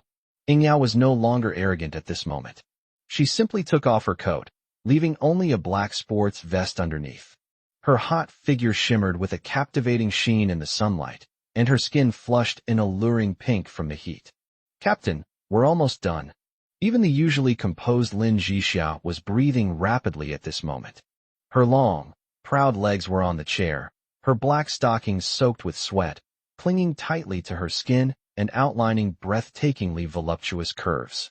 She pushed up her slipped glasses and looked at Jiang Yi with a pleading look in her eyes. Jiang Yi swallowed hard. This scene, who can withstand this? The air was filled with the unique fragrance of young girls, mixed with the smell of sweat, creating an extremely strong hormonal balm. Cough, cough. Jiang Yi forcibly averted his gaze from Lin Zhixia's slightly heaving chest and began to spout nonsense with a straight face. This is energy transforming your bodies. Don't move, sit cross-legged immediately, and focus on your breathing and digestion. Take it off. If it's really hot, take off your coat.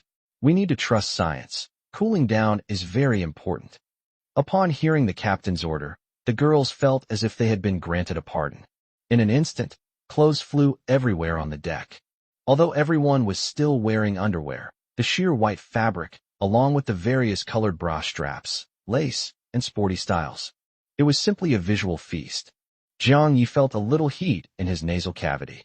He quickly turned around, looked at the sea, took a deep breath, and silently recited, "Form is emptiness, emptiness is form. I am the captain, I must stay calm." "Master, are you hot too?" Suddenly, a stunningly beautiful yet adorable face appeared in front of him. Flora blinked her big eyes, looking at Jiang Yi with curiosity. This amount of energy was like drinking a sip of water to her. It had absolutely no effect. Seeing the sweat on Jiang Ye's forehead, she reached out her cool little hand and gently wiped the sweat from Jiang Ye's forehead, then casually pulled open Jiang Ye's collar. "Master, cool down." She mimicked Jiang Ye's words, her face serious. "Stop, stop, stop." Jiang Yi quickly grabbed the mischievous little hand. "If you keep cooling down like this ship will capsize." This enchanting collective evolution lasted for a full hour. By the time the girls had finally digested their energy and put their clothes back on, the combat capability of the entire Pangu had undergone a dramatic transformation. Ding! Congratulations! Your crew's average physical fitness has broken records. Ding! Overall combat power has surged. Ship rating improved. Wow! My physique has reached level 13. A girl looked at her personal panel and cheered with surprise. Mine's reached level 12 too, and its strength seems to have increased as well. The deck erupted in chaos, everyone immersed in the joy of their sudden surge in power. Zhou Ling was so excited that she did a few somersaults on the spot, finally landing steadily. She gave Jiang Yi a thumbs up, grinned, and revealed 2 cute little tiger teeth. "Squad leader, from now on, if anyone dares to mess with us, I'll punch them one by one and shove their heads up their asses." These outrageous words made the girls around them burst into laughter. Jiang Yi leaned back in his recliner, watching the group of chattering, energetic girls, and felt exceptionally relaxed. He discovered that this collective evolution seemed to have brought about a small side effect. The girls seemed to have become much bolder. In the past, the way they looked at me was one of dependence, with a hint of girlish shyness. Now there's a hint of aggression in his eyes, like an explorer who has discovered a new continent, always wanting to study something about him. Class monitor, how did you get those muscles? Can I touch them? A bold girl asked with a grin. Exactly. It feels even stronger than before. Those abs, wow, they could be used as a washboard. Jiang Yi, both amused and exasperated, dodged several groping hands that reached out to him. All right, you're all turning into female hooligans. I'll post one chapter first. I'm having a bit of writer's block, my darlings. Let me think about it. Everyone is welcome to offer suggestions regarding the future plot direction and the fourth infinite transformation. The author should be able to publish the remaining 2 chapters before this afternoon. Please give me a gift. I haven't asked for one in ages. Wah? I was so upset after being insulted by a bad person last time that I haven't checked the comments section in a long time, and I'm too afraid to ask for gifts. The author is just one person, and sometimes may forget things or think of things. Please feel free to point them out, but try not to scold me. The author isn't very strong-willed. Chapter 61 Global Announcement. 3 Major Rankings. Ordinary Sea Area. On the deck of the Pangu, Jiang Yi waved away the mischievous little hands, both amused and exasperated. He leaned back lazily in the recliner, enjoying this rare moment of leisure and being surrounded by the girls' vibrant energy. The confidence brought about by the crew members' sudden increase in personal strength allowed these girls, who were originally somewhat reserved, to completely let loose and chatter about their growing power, filling the deck with a joyful atmosphere. Squad leader, I feel like I could kill a red gateman with one punch right now. Zhou Ling waved her powerful arm with great force. TCH, what's so great about cows? Ying Yao said arrogantly, arms crossed and chin raised. My dragon baby can roast a cow with a single breath of fire. When Ruan ate potatoes in small bites, feeling the warm energy within her body, her peach blossom eyes narrowing into crescents with satisfaction. Jiang Yi looked at this harmonious scene and felt a sense of peace in his heart. With a strong army, ample supplies, and a harmonious harem, well, the team is in good spirits. Life seems to be looking up more and more promising. However, he always felt that something was missing. Something's not right. After thinking for a moment, Jiang Yi suddenly realized, oh right, I almost forgot to upgrade the ship. I've worked so hard to create the Infinite Storm Core, but I haven't had a chance to use it myself except for listing it on the trading market. He'd been so busy exploring the seas and trying to subdue flora that he'd completely forgotten about this. This has resulted in the Pangu account remaining inactive since reaching level 6. However, just as he was thinking, buzz, an ancient hum, seemingly emanating from the depths of the soul, resonated in everyone's mind. The sky was dyed pure gold at this moment. A golden light curtain, visible to the naked eye, descended slowly from the sky like a divine miracle, covering the entire sea area. On the screen of light, ancient and majestic characters emerged one by one, carrying an unquestionable supreme will. Global announcement. The current global tsunami has ended, and the new player protection period has officially ended.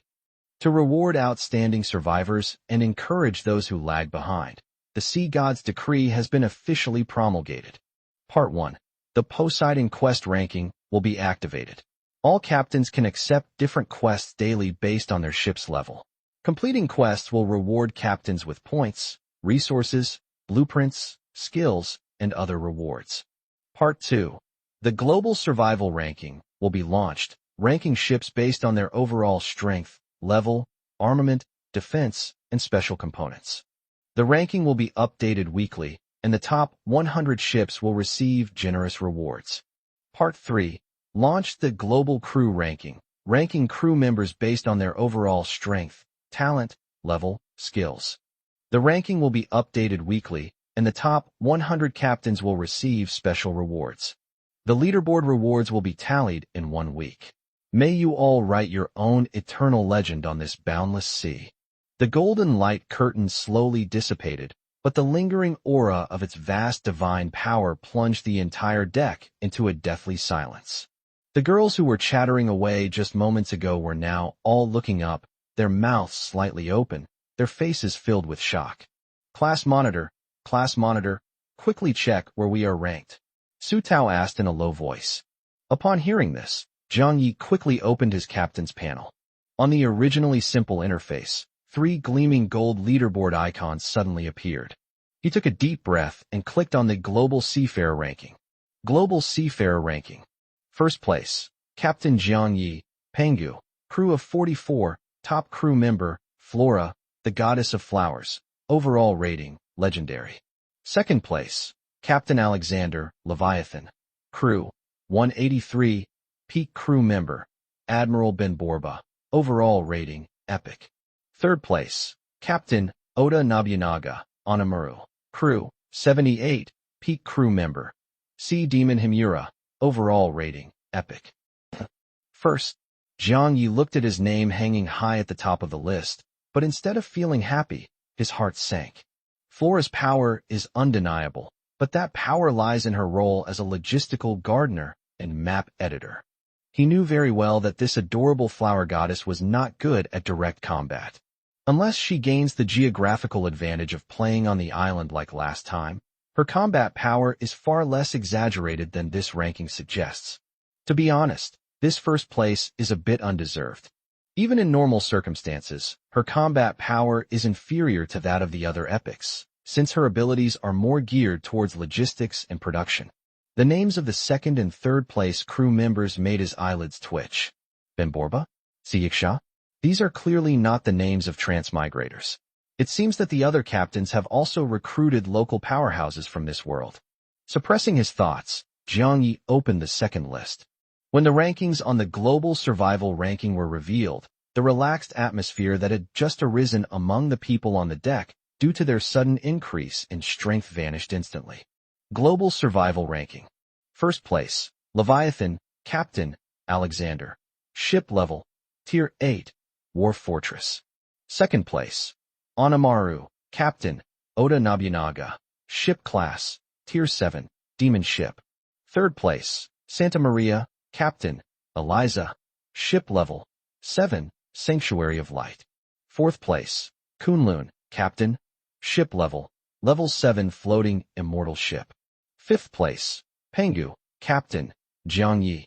Ship class, Class 6 Classical Giant Ship. Only fifth place? Seeing this, Zhang Yi was not greatly moved. After all, there are countless heroes in the world, not to mention that the resources produced in each sea area are not equal, and some captains may even have some strange and wonderful treasures for exploring resources.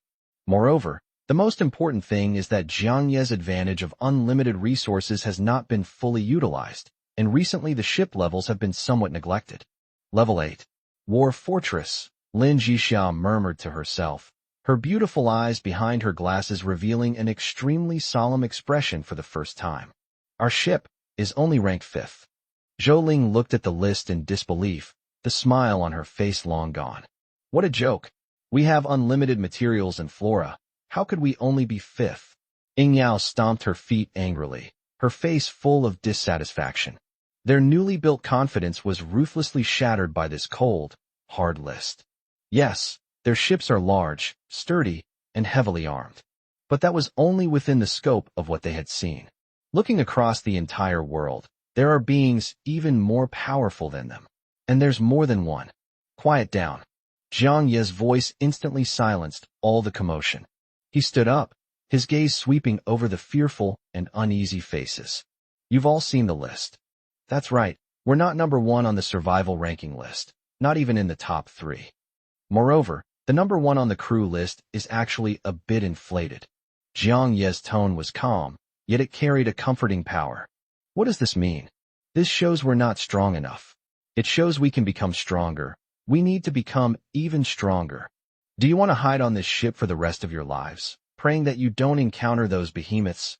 Or do you want to personally build our Pengu into the true number 1, sending all those who dare to stand in our way to the bottom of the sea to feed the fish? His words struck like a heavy hammer against the hearts of every girl.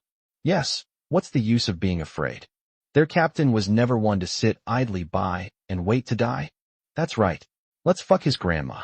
Zhou Ling was the first to respond, swinging her fist fiercely. Kill them all. When Sa's eyes also rekindled with fighting spirit. The girl's morale was reignited by Jiang Ye's few words. Lin Zhixiao walked to Jiang Ye's side, adjusted her glasses, and calmly analyzed the situation. To upgrade our ships to level 7, we don't have enough of the unlimited iron and storm cores. We also need high-grade rare materials like the 7-colored glazed wood. However, these materials are almost never traded in the market, because even captains who can upgrade to level 7 or 8 are short of them, so they would never sell them. And lower-ranking captains simply cannot produce such a thing. Her finger lightly tapped the last list. So, we can take a look at this, Poseidon's mission ranking. The tasks listed here will explain the rewards, which is much more convenient than us searching around aimlessly. Chapter 62, The Howling Banshee. Upon hearing Lin Zhixiao's words, Zhang Yi immediately opened the task list. A densely packed list of tasks popped up instantly. Note: all captains must complete a mission corresponding to their level once a week, otherwise a tidal wave attack will be triggered. Other missions have no restrictions and can be completed freely to receive rewards. Mission points can be exchanged for rewards at the Sea God's Palace. All missions are publicly available, and all captains can accept them simultaneously. The corresponding reward will be calculated and paid out to the captain who completes the mission. Panga's ship. Currently, you need to complete at least one level 6 epic quest every week. Normal task, level 4 clear a seaweed patch. Reward, 10 points. Elite mission, level 5 hunt down a giant deep-sea shark. Reward, 100 points, 1 exquisite treasure chest. Epic quest, level 6 purify the lair of the wailing banshee. Rewards, rare material exchange card, exchangeable for 10,000 units, *1, epic treasure chest *1, points *1000. Legendary quest, levels 7-8. Looking at the task panel, Zhang Ye's gaze fell on the reward of the rare material exchange card. With this exchange card, you can directly redeem 10,000 units of rare materials from special sea areas, such as 7-colored glazed wood. And that's exactly what they're missing to upgrade their ships to level 7. The rest of the common materials, including the storm core, were not a problem for Zhang Yi. After some thought, he checked the materials needed for the upgrade. Panga ship upgrade materials: 200,000 wood planks, 80,000 iron blocks, 10 storm cores, 10,000 life-giving soil, 10,000 mermaid shell powder. It seems I have no choice but to do this epic quest. It will also allow me to complete this week's quest objectives and avoid the sudden tidal wave attack. The lair of the howling banshee. It doesn't sound like a good place. Moreover, the mission is public and anyone can participate. This means they not only have to face the dangers of the mission itself, but also have to guard against other high-ranking captains who might come after hearing the news. After thinking for a moment, he looked at Lin Zhixia. Sister Zhixia, plan the flight route. Target, the lair of the howling banshee. Good. Lin Zhixia nodded emphatically. The next second, a notification sound rang out. Note: you have accepted an epic level cleanup mission. There are currently 8 captains accepting this mission. Please follow the nautical chart to reach the target location. Be wary of other captains. This mission can only be completed by one captain. Soon, night fell. With its second-tier power core operating at full capacity, the Pangu, like a silent behemoth, carved a long white trail across the inky sea as it sped toward the mission objective. After a tense day of meetings, the girls returned to their posts to prepare for the upcoming battle. Inspect the crossbow bolts, clean the weapons, feed the battle pets.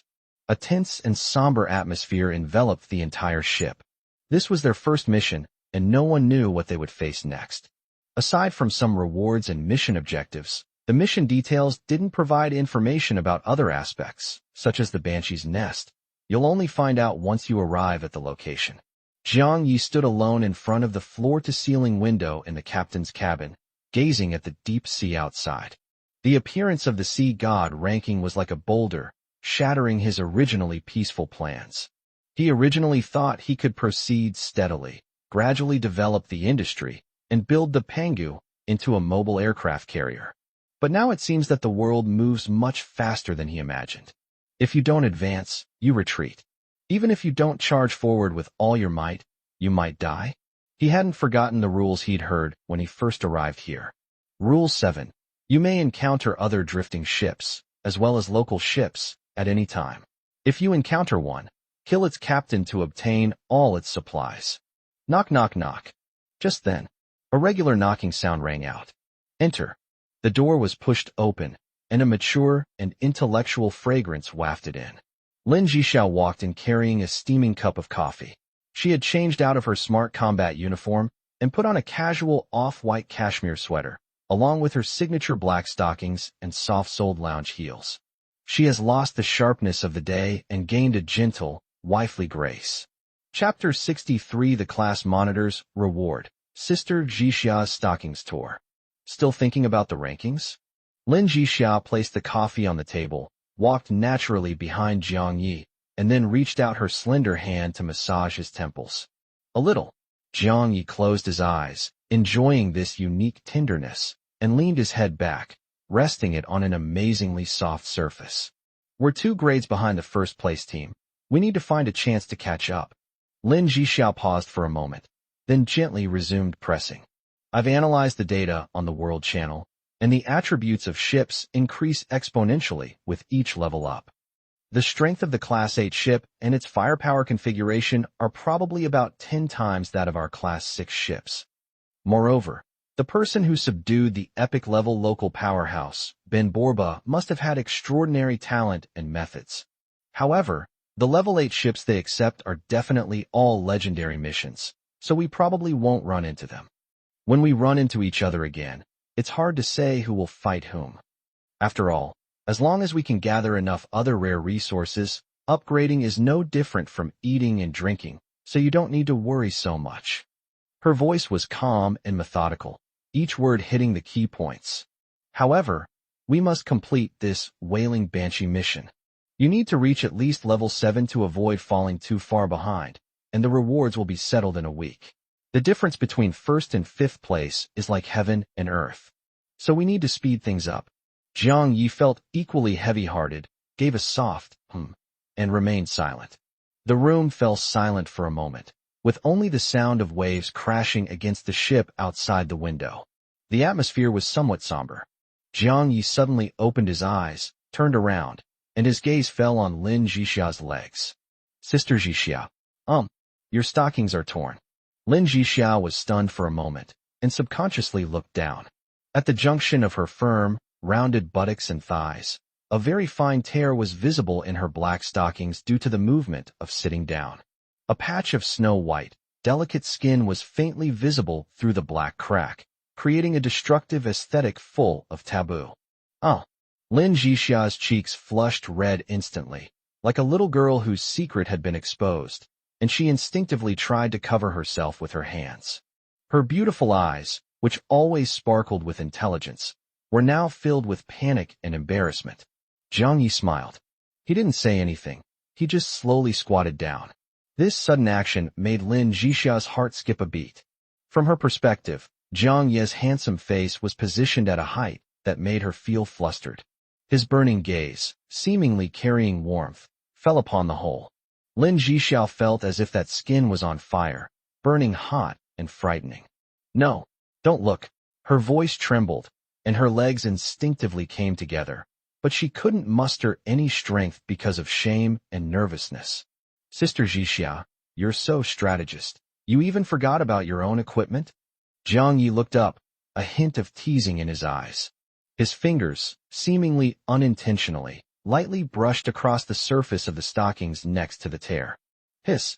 He precisely enlarged the rift by a tiny bit. Lin Jixia's body trembled violently, and she let out a suppressed moan, her whole body going limp. She felt her mind go blank. All the lists, all the Alexander, all the howling banshees, had been thrown to the back of her mind. The whole world seemed to consist only of his wicked finger and his own heart pounding in his throat. You. She bit her red lips, glaring at him with shame and indignation, her eyes already glistening with tears. Don't move. Jiang Yi stood up and, to Lin Zhixia's astonishment, opened his locker. To solve the menstrual cycle problem for all the girls on the ship, he emptied the trading market. Later, he used the unlimited bottled water to exchange for a large amount of clothing, socks, and other daily necessities. After all, there are more than 40 girls, and they are all consumables. He quickly pulled out a brand new, exquisitely packaged pack of top-quality black stockings. Then he walked back and placed the bag of black stockings in Lin Zhixia's hand, which she was clutching tightly with nervousness. Put them on. Jiang Ye's voice returned to its usual calm and steady tone, as if he wasn't the mischievous prankster from just now. We'll be fighting again tomorrow, so Sister Zhixia's image is very important. Get a good rest tonight. Tomorrow's battle will require your full focus.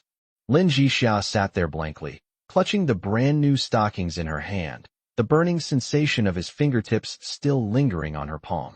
Looking at Jiang Ye's broad back, her brain, which was always working at high speed because of his strategic planning, was now a complete mess. Sure enough, bad kids love to play pranks. She looked down at the gash on her leg that he had torn open, and her cheeks burned again. After a long while, she finally stood up, her voice barely audible. Well, I'll go back to my room now. 3 hours later, Lin Zhixia practically fled the captain's cabin. Only after closing the door did she lean against the cold steel door and let out a long sigh of relief. She looked down at the stockings on her legs, which were now torn in many places again, but the corners of her mouth involuntarily turned up slightly. That little rascal. On the other side, in a corner of the deck, Ying Yao was angrily poking at a piece of wood repeatedly with a small knife. She had drawn a little figure on the wood, with the words, "Big Pervert Class Monitor," written on its head. He's definitely plotting something with that vixen strategist again. A man and a woman alone together in the middle of the night. They're definitely up to no good.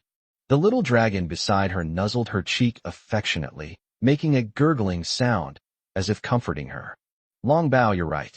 Once we defeat the howling banshee, I'll show her who the most powerful woman on this ship really is.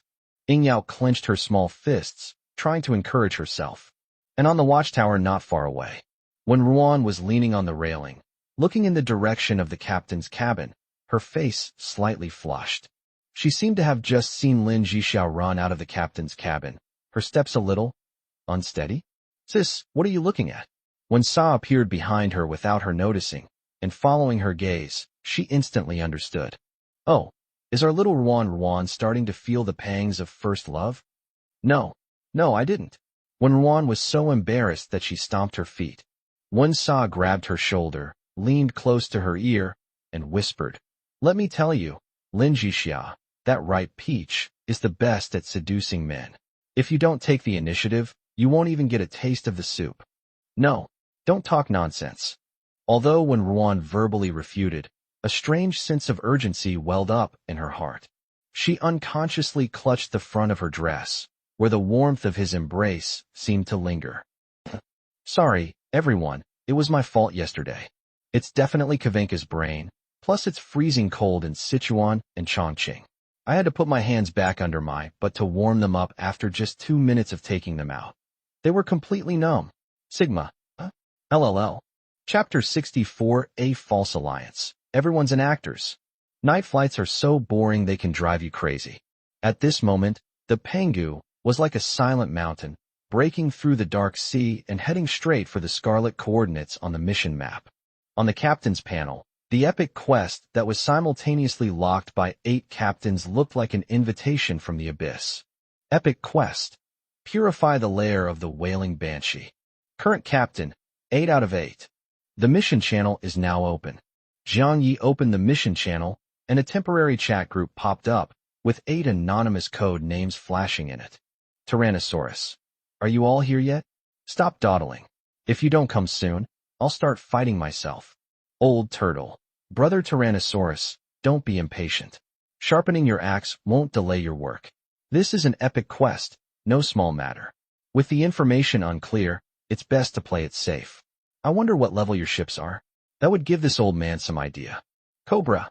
The old tortoise is trying to stir up trouble again? Trying to probe my secrets? In your next life. Smiling Buddha. Amitba, gentlemen, please don't be so angry.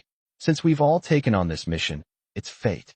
In my humble opinion, this wailing banshee is perhaps quite dangerous. No one can take her down alone. Why don't we join forces for now and find out the situation first? As for who gets the final reward, that depends on each person's ability. How about it? The channel instantly erupted in chaos, with several cunning individuals exchanging barbs, each word laced with veiled barbs. Jiang Yi quietly watched the screen, his fingers unconsciously tapping a rhythm on the control panel. These guys are all tough nut to crack. After all, those who can accept epic quests are probably not that bad. Tyrannosaurus Rex currently appears to be a reckless and impulsive brute, an excellent candidate to be cannon fodder. An old tortoise may seem as steady as a rock, but it's actually the most likely to stab you in the back. Cobra, a typical sarcastic and selfish person, whoever touches him is doomed. As for that smiling Buddha, his mouth is full of talk about saving all living beings, but his heart is probably full of business. He is a typical smiling tiger. Jiang Yi quickly labeled each person in his mind. He didn't rush to speak, but continued diving and gathering information. At this moment, the smiling Buddha spoke again. Smiling Buddha, at everyone. This humble monk proposes that after arriving at the target location, each ship should maintain a safe distance of 1 nautical mile and not move around unnecessarily. Then, each ship should send 3 representatives to meet at the center point to discuss the plan in person. What do you all think? This suggestion was reasonable, as it could prevent being ambushed and allow for face-to-face communication to understand the situation, and it was quickly agreed upon by the remaining people. Pangajiangya. Okay. Jiang Yi typed 2 words like everyone else, and then turned off the channel. Too much talk leads to mistakes. In this den of wolves, remaining mysterious is the best form of camouflage. He turned around and looked at the girls behind him who were all dressed up and ready to go. Zhou was repeatedly inspecting her tower shield. The door-sized shield looked like a toy in her hands. When Sa held a soft cloth and wiped her short knife again and again, her eyes colder than the blade. Yingyao leaned against the wall with her arms crossed, while Long Bao nuzzled her leg affectionately, making low growls in his throat, already impatient. Even the usually docile Su Tao puffed out her cheeks and practiced making more resilient defensive bubbles in a corner of the deck. The entire Pangu was like a war machine with its strings fully wound, every part operating silently at high speed. Jiang Yi walked to Lin Jixia's side. She was standing in front of a huge nautical chart, and her beautiful eyes behind her glasses seemed to be filled with a stream of pulsating data. How is it? Jiang Yi asked softly. Not very optimistic. Lin Jixia pushed up her glasses and pointed to the red dot on the nautical chart. The target location is a special sea area called the Screaming Trench, where the magnetic field is extremely chaotic. Our detection equipment would be practically blind inside. Moreover, she paused, her tone becoming more serious. Based on the scattered intelligence I scraped from the World Channel, this sea area seems to have a built-in debuff aura that causes continuous damage. All living things that get close will feel inexplicably weak and oppressed. Upon hearing this, Jiang Ye's brows furrowed almost imperceptibly. Debuff aura? This is not good news for someone like him who makes a living using the Overlord style, a term referring to a style of writing that emphasizes dominance and power. It seems this mission is even more challenging than we anticipated. He gazed into the darkness, and the ease he had felt due to his sudden surge in power vanished completely. This world will never let you have peace for long. The voyage continues. 2 days later, at dawn, as the first rays of pale sunlight pierced the clouds, the speed of the Pangu gradually decreased. Su Tao, on the lookout tower, sounded the alarm, her voice trembling slightly. Squad leader, we've arrived. Jiang Yi immediately rushed to the bow of the ship, where a stench of decay and saltiness hit him, almost knocking him over. The sea ahead was no longer deep blue, but a deathly gray-black. A thick, impenetrable fog enveloped everything, reducing visibility to less than 100 meters. Deep within that mist, 7 enormous, mountain-like black shadows appeared and disappeared. They are like ancient behemoths lurking in the darkness, silent, confronting each other, exuding a sense of oppression that can stop your heart. Tyrannosaurus Rex, Buddha's Light, Cobra. The other 7 ships have also arrived. At this moment, people from all directions are converging, and danger lurks everywhere. Chapter 65 The Demoness Lair, gathering from all directions. Quiet, deathly still. This is the first impression that the Howling Trench gives to everyone. The seawater was as thick as ink that couldn't be dissolved, without even a ripple, like a solidified swamp. The stench of decay in the air, mixed with faint wails, didn't penetrate your ears but went straight to the top of your head, making your brain buzz. 8 enormous ships stood in a loose circle in this godforsaken place, facing each other from a distance. Each ship was like a prehistoric beast that had entered forbidden territory, wary of one another, with hidden dangers lurking beneath the surface. On the Pengu, the girls gripped their weapons tightly, their expressions tense. "It feels so suppressive," when Ruan muttered softly, her face pale. She felt as if a tiny bit of her strength had been drained away by something unseen. Though it was faint, it was real. Jiang Ye's feelings were more direct. The boundless vitality brought by the overlord body was being slowly and continuously eroded by this godforsaken place. Fortunately, his current physical condition is equivalent to that of nearly 8 adults. Even with Zhou Ling's body enhanced 5 times, Jiang Yi could easily defeat him now. "Everyone, stand your ground," Jiang Yi ordered, his gaze sweeping over the several strangely styled giant ships in the distance. The hull of the Tyrannosaurus Rex was covered with bone spikes, resembling the wreckage of a giant sea monster. The ship next to it was completely black, with strange lines, like a venomous snake in the deep sea. Without a doubt, it was the Cobra. And that golden ship with a Buddha statue on its bow is most likely the Buddha's Light ship, the ship with the smiling Buddha. Each ship represents a ruthless survivor on the survival leaderboard. Soon, Smiling Buddha's message lit up again in the mission channel. "Smiling Buddha, now that everyone has arrived, let's get to the point we discussed earlier." Moments later, small boats were launched from the 8 giant ships almost simultaneously. Jiang Yi looked at Zhou Ling and Wen Sa beside him. "Let's go and meet these allies." "Jiang Yi, be careful in everything," Lin Zhixiao reminded him from behind. Jiang Yi gave her an okay sign, led the 2 onto the boat, and headed towards the agreed location in the center of the dense fog. Soon, a temporary island made of countless driftwood and shipwreck debris appeared before them, and representatives from the other 7 parties arrived one after another.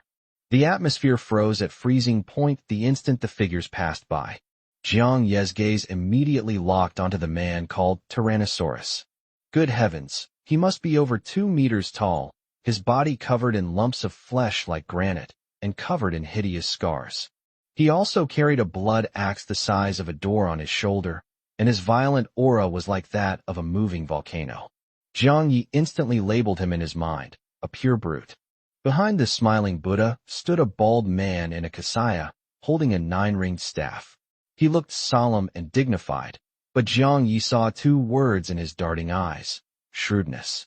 As for Cobra, he was a gloomy man as thin as a bamboo pole, constantly licking his lips with his tongue, his triangular eyes scanning everyone around him, his gaze as if he were grating pork. There were more than 20 people, representing various factions, each exuding a powerful aura that said, "Keep away, strangers, or I'll kill you if you look at me again." Jiang Yi, being the last to appear, instantly became the focus of the entire event. When they saw that Jiang Yi was only followed by 2 tall girls, many of them looked at him with a hint of contempt. Especially that Tyrannosaurus Rex, who grinned so wide his saliva almost spit out. "The captain of the Pengu? You only brought 2 women with you. What? Are you playing house here?" Bang! Upon hearing this, Zhou Ling slammed the tower shield in her hand heavily onto the driftwood without saying a word, causing the entire platform to shake 3 times. Wen Sa's eyes turned cold, and his fingers gripping the hilt of the knife twitched slightly, making a soft click sound.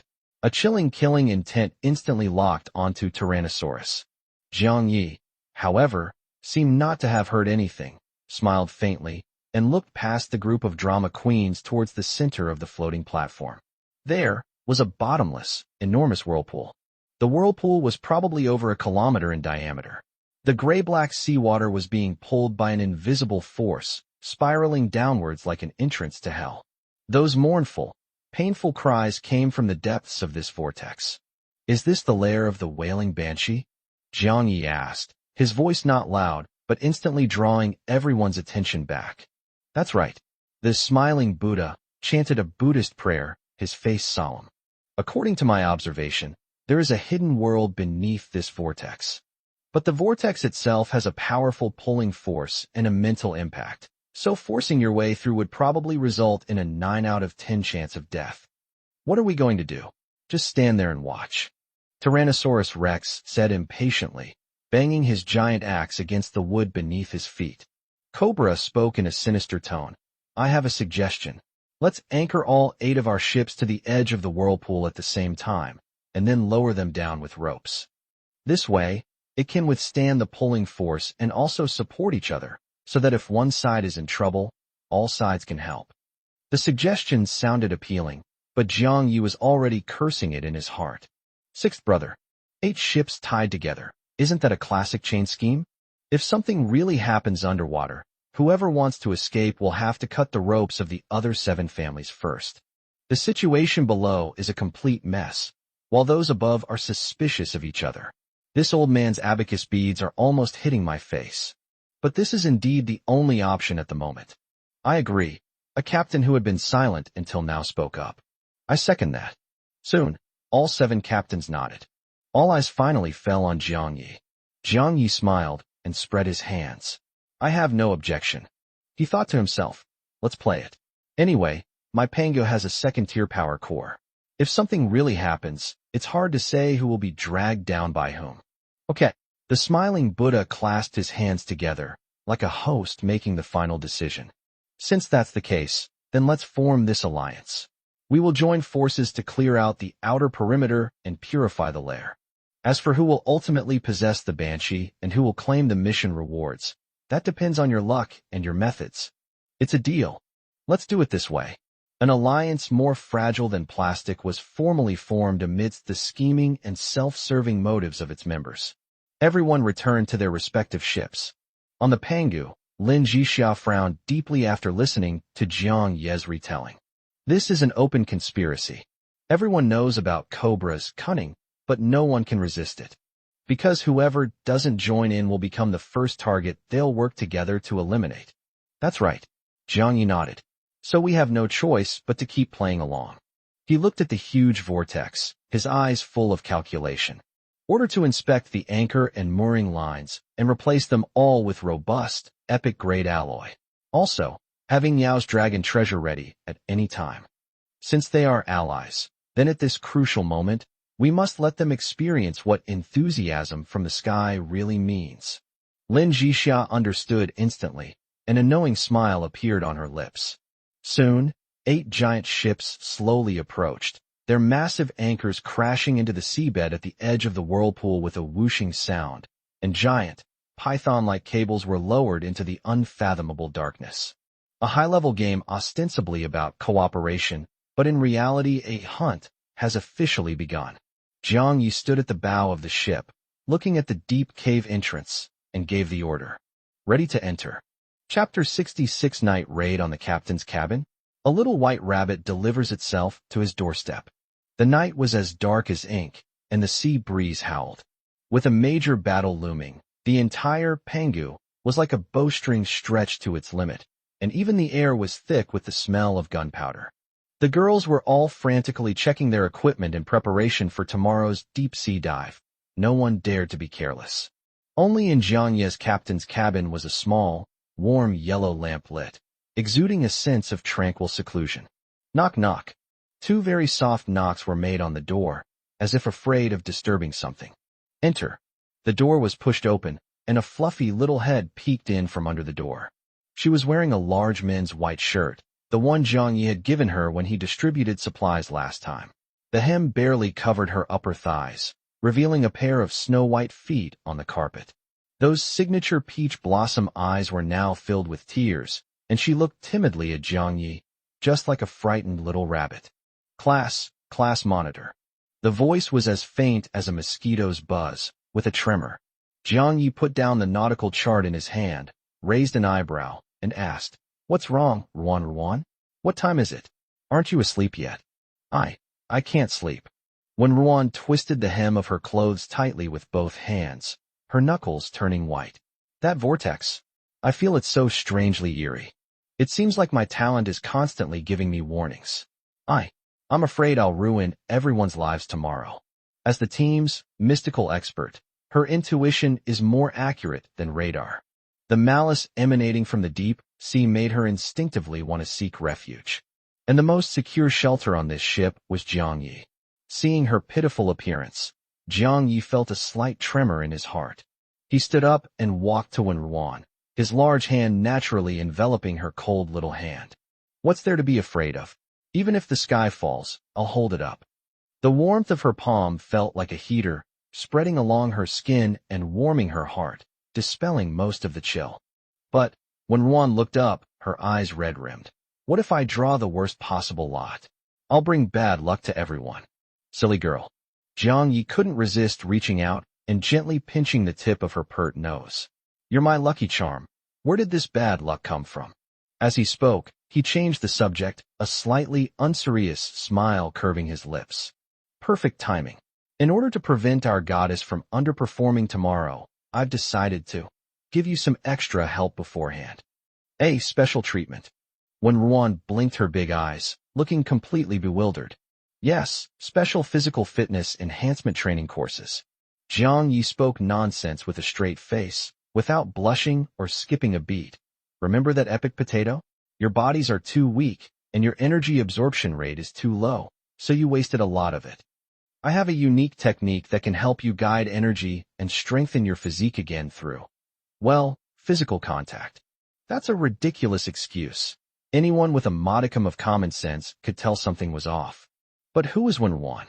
That was the most obedient baby on the whole ship. She hesitated for only a second before asking softly, Will it really work? I'm the captain. Would I lie to you?" Jiang Yi pulled her to sit down on the spacious captain's bed. Outside the window, the deafening roar of the ocean trenches echoed, but inside, it was warm and cozy. "Come on, close your eyes and relax." Jiang Yi's voice was deep and magnetic, with an irresistible charm. When Ruan obediently closed her eyes, her long eyelashes fluttering like butterfly wings. The next second, a pair of large, hot hands wrapped around her slender waist from behind. Eek! When Ruan's body stiffened abruptly, as if she had been electrocuted.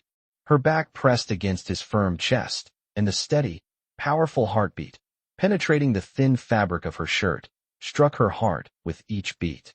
The aura of male hormones instantly enveloped her. "Don't be nervous. This is the first step of energy guidance." Jiang Yi leaned close to her ear, his warm breath brushing against her sensitive earlobe. "Take a deep breath and feel the power I'm giving you." When Ruan's mind went completely blank, she couldn't hear anything about the energy or guidance that followed.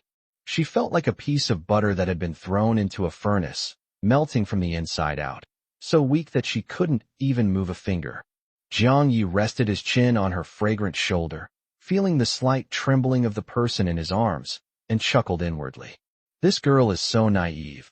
She's completely smitten with just a little flirting. Of course, he didn't completely lie.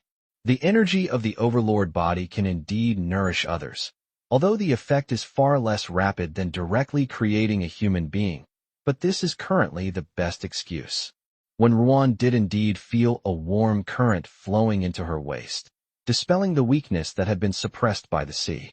Although my body felt better, my heart was pounding so hard it felt like it was going to jump out of my throat. Class monitor, it's so hot." Her voice was trembling with tears, so soft and sweet, it was almost unbelievable. "It's hot. That means the energy is working." Jiang Yi's voice was somewhat hoarse. "Next is the second step, which is also the most crucial step. We can't stop." He pulled her backward, and the two of them sank into the soft bed.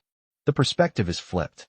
When Ruan opened her eyes in alarm, her vision filled with Jiang Yi's face so close to hers, and his eyes that seemed to be on fire. As a reward, Jiang Yi lowered his head, his voice fading into the almost inaudible distance between them. Focus on your studies. This physical fitness lesson was long and profound. A deep communication, from theory to practice, from body to soul. The lights in the captain's cabin didn't go out until late at night. When Ruan was completely exhausted, like a satisfied kitten, she curled up in Jiang Ye's arms and fell into a deep sleep. The tear stains at the corners of her eyes had not yet dried, but a relieved smile was on her lips. Jiang Yi tucked her in, looked at her peaceful sleeping face, and breathed a sigh of relief. I feel so refreshed. Just then, a string of golden system notifications suddenly popped up. Dear Captain, we have detected that your crew member, when Ruan, has experienced great physical and mental satisfaction under your careful guidance, and her innate potential has been developed. New effect. There is a very small chance to trigger a divine fortune slip when drawing lots, granting a one-time blessing from the goddess. Jiang Yi stared at the panel, his eyebrows practically flying off his face. Holy crap! Is this even possible? It seems we need to have more physical education classes in the future. They can not only bring joy to students' minds and bodies, but also stimulate their talents and potential. Mythical blessing. I'll see who can compete with me for the Howling Banshee tomorrow. Sleep. Jiang Yi happily hugged his lucky goddess and closed his eyes. Chapter 67. The truth comes out. I'm the luckiest person. Early morning. The Howling Trench remains as lifeless and ghostly as ever. The dark gray seawater was as calm as a stagnant pool, and the fishy stench assaulted our nostrils. But inside the captain's cabin of the Pangu, a different kind of spring-like atmosphere prevailed. On the large bed, when Ruan curled up in the quilt like a kitten whose strength had been drained, her exposed shoulders still flushed with the afterglow of pleasure. Jiang Yi leaned against the headboard, feeling refreshed. Feeling the energy surging within him, along with the daily attribute points from the Overlord body skill, he felt incredibly comfortable. His physique has now reached 80 points, which is equivalent to the complete physique of 8 adults. Is this the legendary two-way trip? This is a huge profit. Dad. Class monitor. When Ruan woke up groggily, her voice hoarse as if it had been sanded on sandpaper, soft and languid. Just as she was about to move, the tingling sensation of her whole body being disassembled and then put back together made her groan out loud. Immediately afterwards, those blush-inducing teaching scenes from last night flooded into my mind. When Ruan's face instantly turned as red as a ripe apple, and she buried her head in the pillow like an ostrich. Woke up. Jiang Yi reached out and ruffled her messy hair, smiling mischievously. Get up and get to work now that you're awake. You haven't opened today's blind box yet. Whether the whole ship can live a life of luxury from now on depends entirely on Ruan's luck. When it came to serious matters, when Ruan disregarded her shyness and forced herself to sit up. After a night of commotion, 2 buttons on the oversized men's shirt had popped off, and the collar was wide open, revealing a breathtaking expanse of white skin and a deep cleavage. Jiang Ye's gaze lingered on him for 2 seconds without any politeness, and he expressed his highest respect for him. When Ruan seemed to notice someone's LSP gaze, hurriedly pulled her collar up, took a deep breath, and pulled out the antique divination tube from her pocket.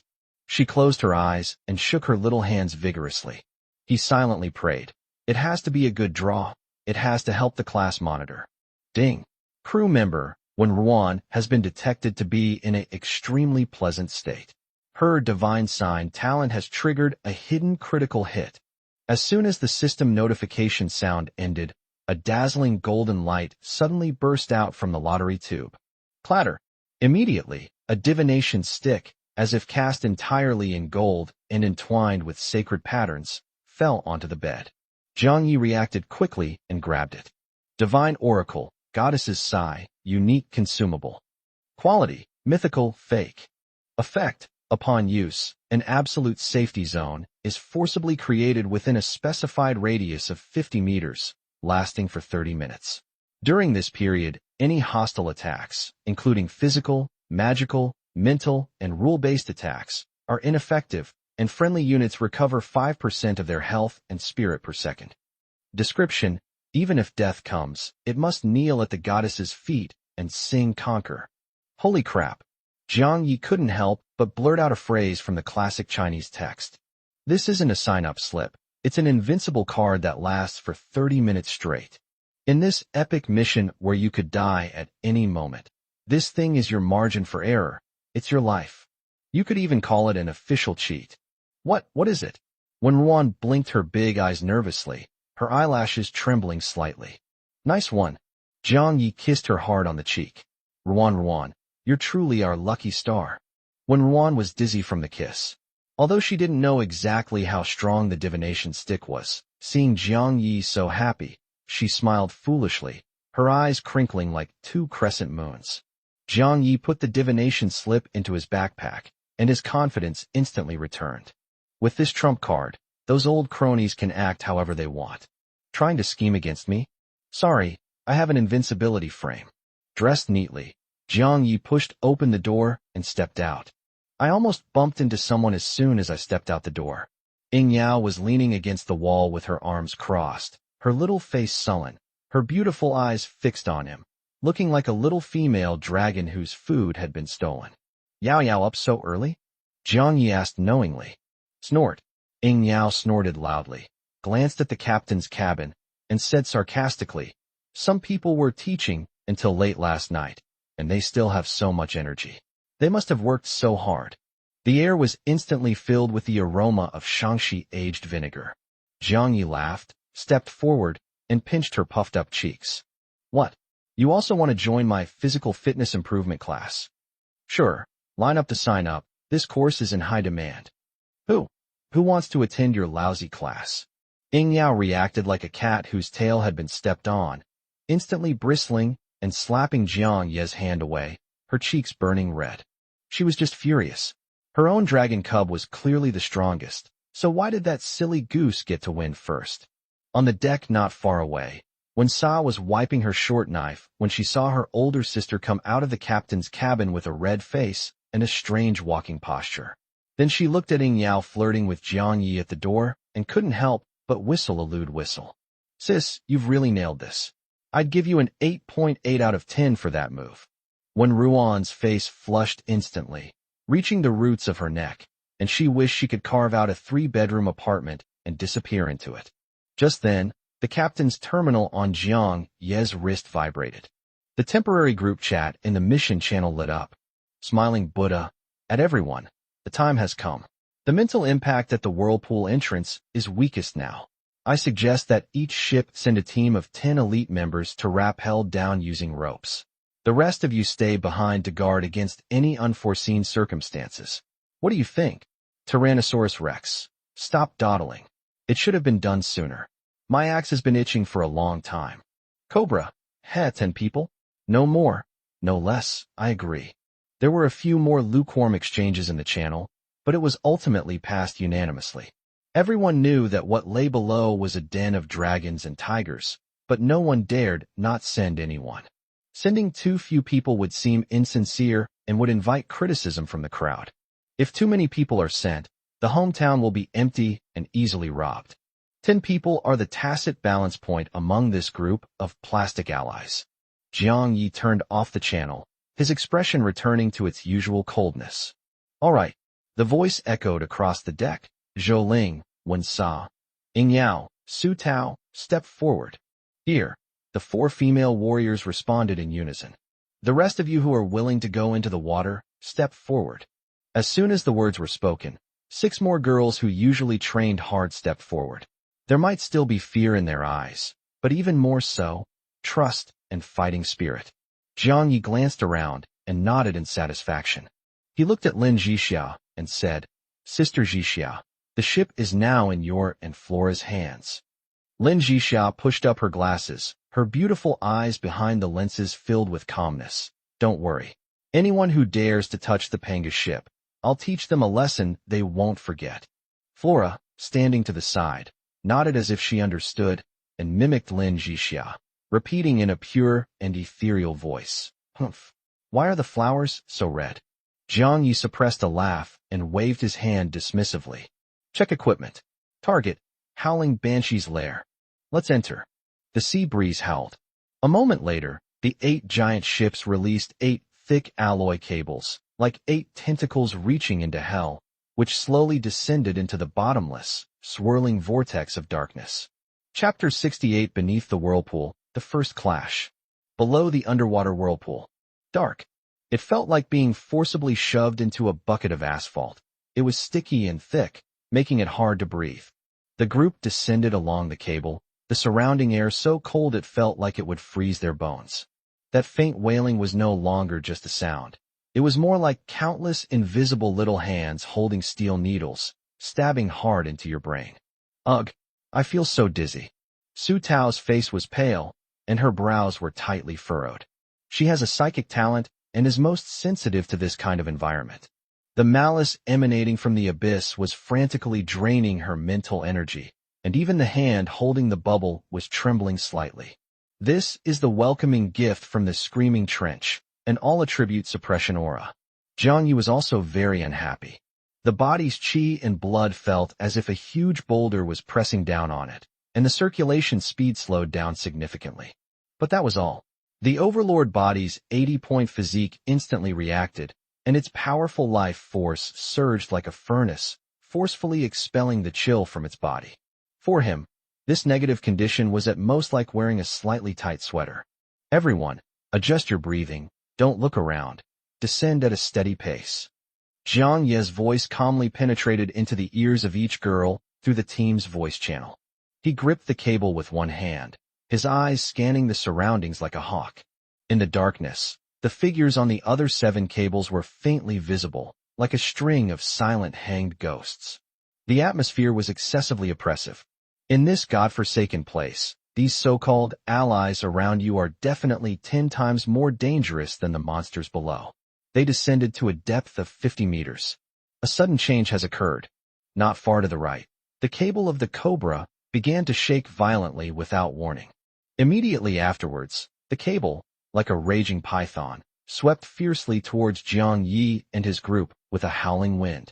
With that speed and that kinetic energy, once it hits, it's like a bowling shot.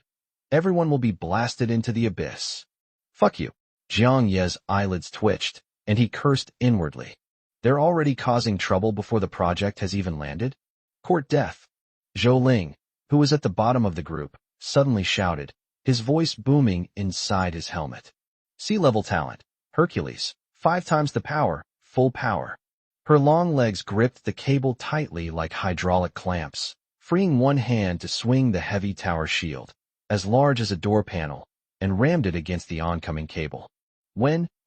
It was as if a deep, ancient bell was being tolled in the deep sea. A massive shockwave rippled outwards, causing the 2 cables to vibrate violently.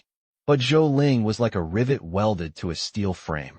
Relying on his terrifying strength, he didn't retreat an inch. Although the girls on the Pangu were shocked and screamed repeatedly, thankfully they escaped unharmed. Oops, my hand slipped. My hand slipped. From the darkness came the eerie voice of Cobra, carrying a nauseating hypocrisy. The cable was too slippery, I couldn't get a good grip. Please forgive me, my friends on the Pangu. This is what is meant by full of tea flavor. Zhou Ling was so angry she wanted to curse, but Jiang Yi stopped her in the channel just as she opened her mouth. Don't waste your breath. Jiang Yi's eyes were icy as he whispered something to the air beside him. When Sa, send them some return gifts. Receive. In an instant, the air distorted slightly. When Sa's figure vanished instantly, as if melting into the endless darkness. Ghost Swordsman, stealth mode. That is, the time it takes to breathe 2 or 3 times. Ah! A blood-curdling scream suddenly erupted from the cable on the Cobra side.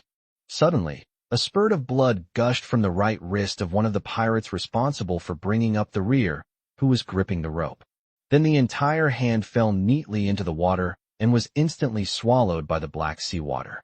The entire cut, including the meat and bone, was as smooth as a mirror.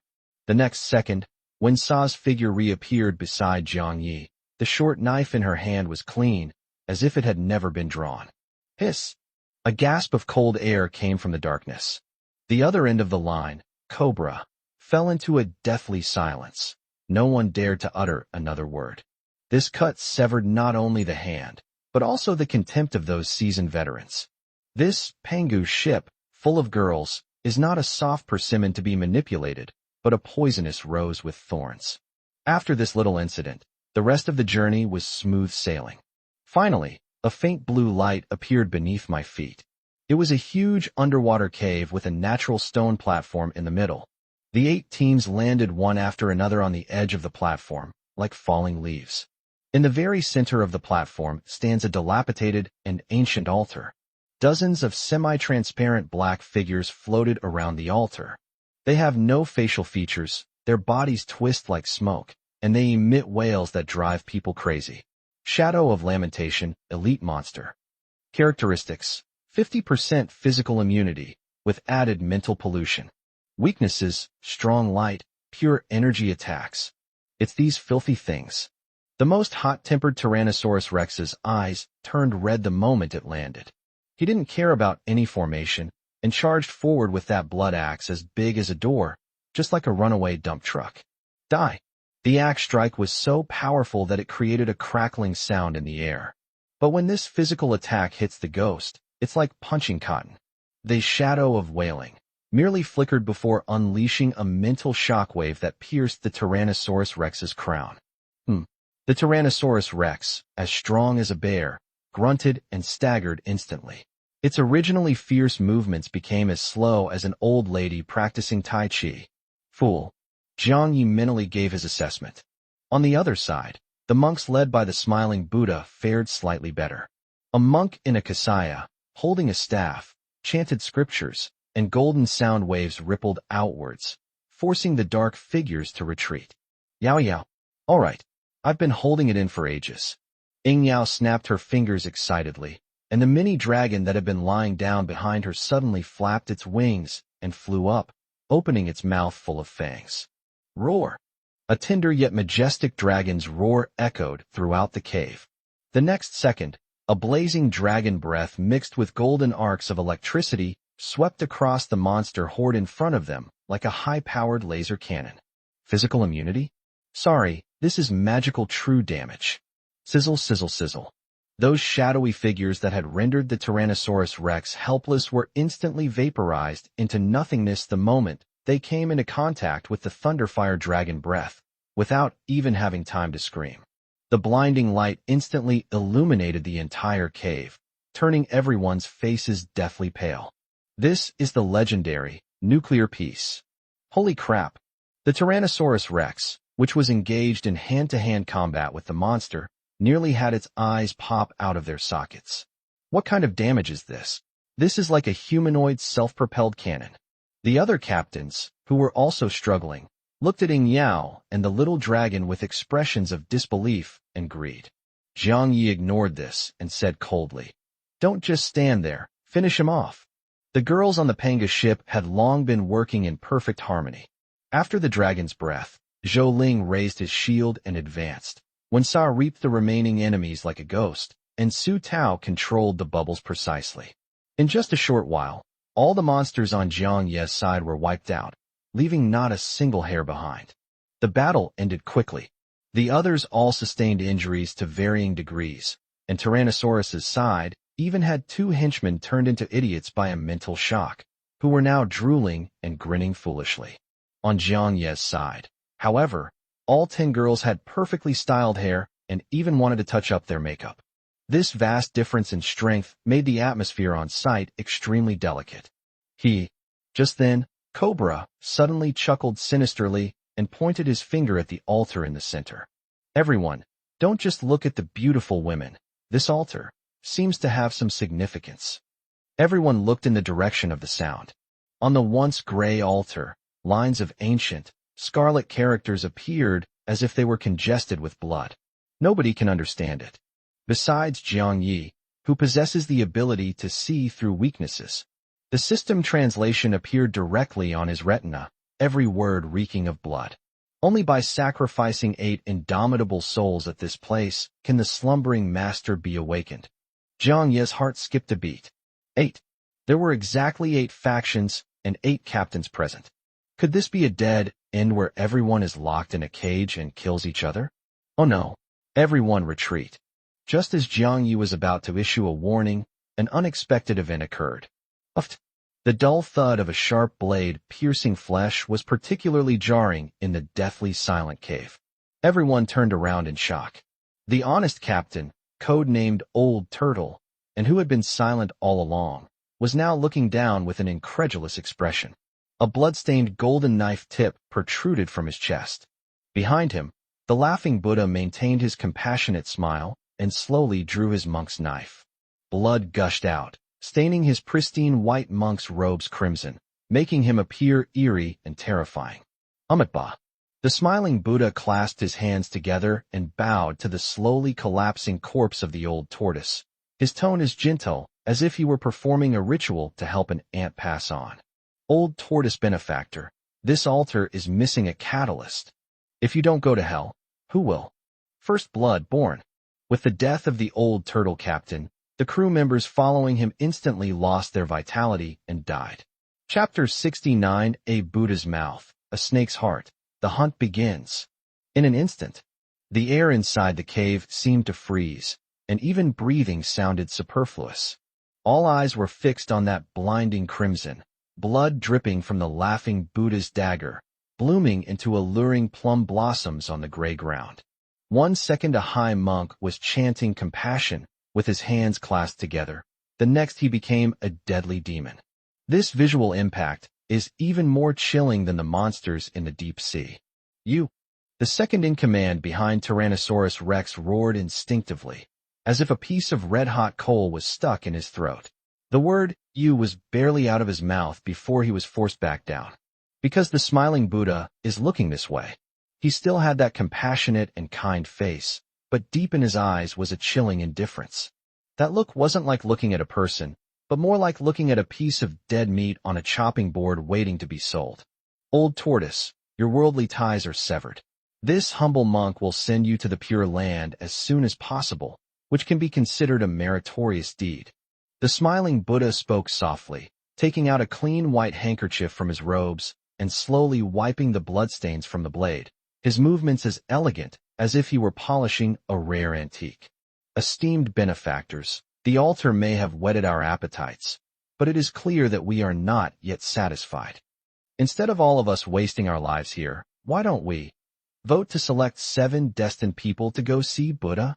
He smiled slightly, his gaze sweeping over several of the weaker captains, as if selecting sacrifices.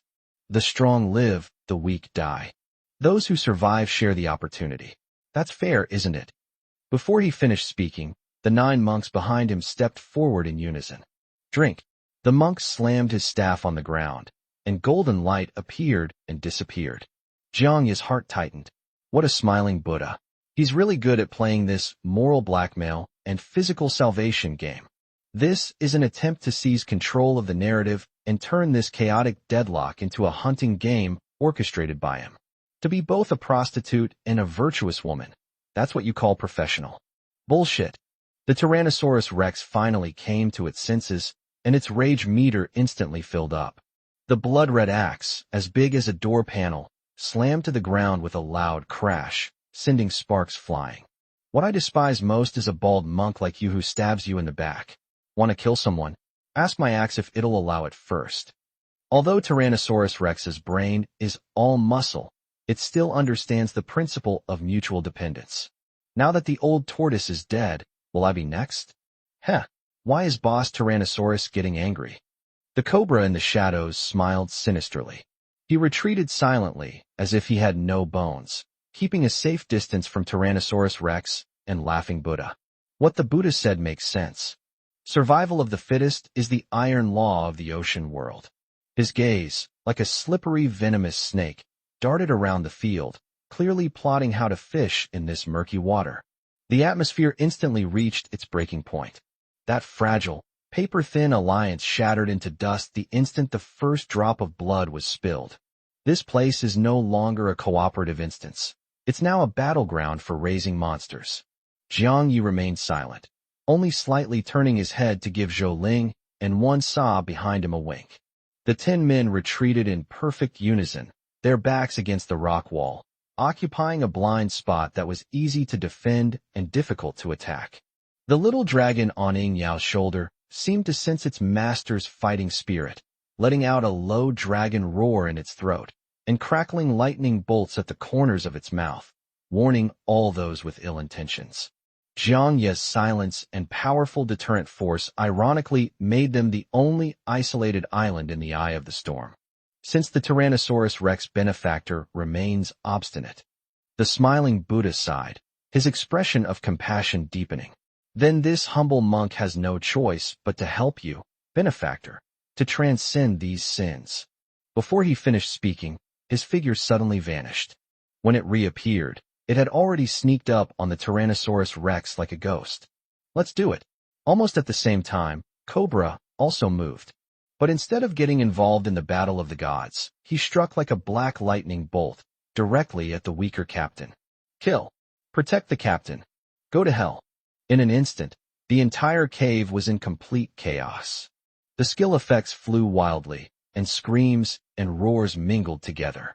For that one and only chance to survive, for that legendary reward, everyone tore off their disguises and revealed their most primal fangs. What do we do, squad leader? Su Tao's face was deathly pale, and she was clutching Jiang Ye's clothes tightly in her hands, her voice trembling. Watching a show, Jiang Ye calmly uttered 2 words, his eyes as composed as an outsider's. He raised his hand to signal, and Zhou Ling immediately placed the tower shield, which was as thick as a city wall, in front of him, completely protecting the women. Wen Sa's figure silently blended into the darkness, entering stealth mode. Let these mad dogs bite each other first, and then come out to clean up the mess when they've bitten each other enough. The course of the battle unfolded exactly as Jiang Yi had predicted. Tyrannosaurus Rex is brave but lacks intelligence. Completely outmaneuvered by the laughing Buddha's bizarre movements and insidious swordsmanship, he soon found himself covered in deep, bone-revealing cuts. The cobra, on the other hand, is an efficient predator that preys on the weak. Uft! Snap! 2 more lives have been lost. As the 4th captain fell, the scarlet characters on the central altar suddenly shone brightest. Buzz! An indescribable chilling wave suddenly erupted, causing the entire cavern to tremble violently. The feeling was like countless cold little hands stroking up the spine and all the way to the top of the head. Everyone who was fighting froze in place. The altar that had absorbed the souls of the 4 captains was frantically peeling away its outer layer of stone, revealing a scarlet body inside that appeared to be made of congealed blood. At the top of the altar, a dense, impenetrable black mist was rapidly condensing. A blurry, slender female silhouette, radiating endless sorrow, slowly took shape in the black mist. She had no facial features, only a head of long black hair that seemed to be made of despair, which danced wildly in the windless cave. The Howling Banshee, Epic, currently advancing to legendary rank. Status, Awakening. Skill. When Jiang Yi scanned the area with his weakness insight, all he could see was a jumble of characters. But the overwhelming mental pressure caused his overlord body to react automatically, and goosebumps rose on his skin. This thing. Oh no, the boss is coming out. Stop. Deal with the monster first. The surviving captains finally realized what was happening, and their expressions changed drastically. But it was too late. Wah! A piercing scream suddenly erupted from the mouth of the banshee's silhouette. Puff! The Tyrannosaurus Rex, being the closest, was struck by lightning. Its massive, bear-like body gushed blood from its 7 orifices, and its fierce gaze visibly faded. Even the cunning smiling Buddha and Cobra let out a muffled groan, their faces turning deathly pale, as if someone had struck their brains with a stick. Meanwhile, on Jiang Ye's side, Buzz! A flash of light appeared on Zhou Ling's tower shield, negating the physical impact. Boer! Su Tao instinctively exhaled a huge pink bubble that enveloped everyone. The mental storm crashed into the bubble, creating ripples, but failed to penetrate this seemingly fragile defense. As for the ordinary crew members of other teams, they weren't so lucky. 7 or 8 people immediately rolled on the ground, clutching their heads, foaming at the mouth, their eyes rolling back. They were completely stunned into idiocy.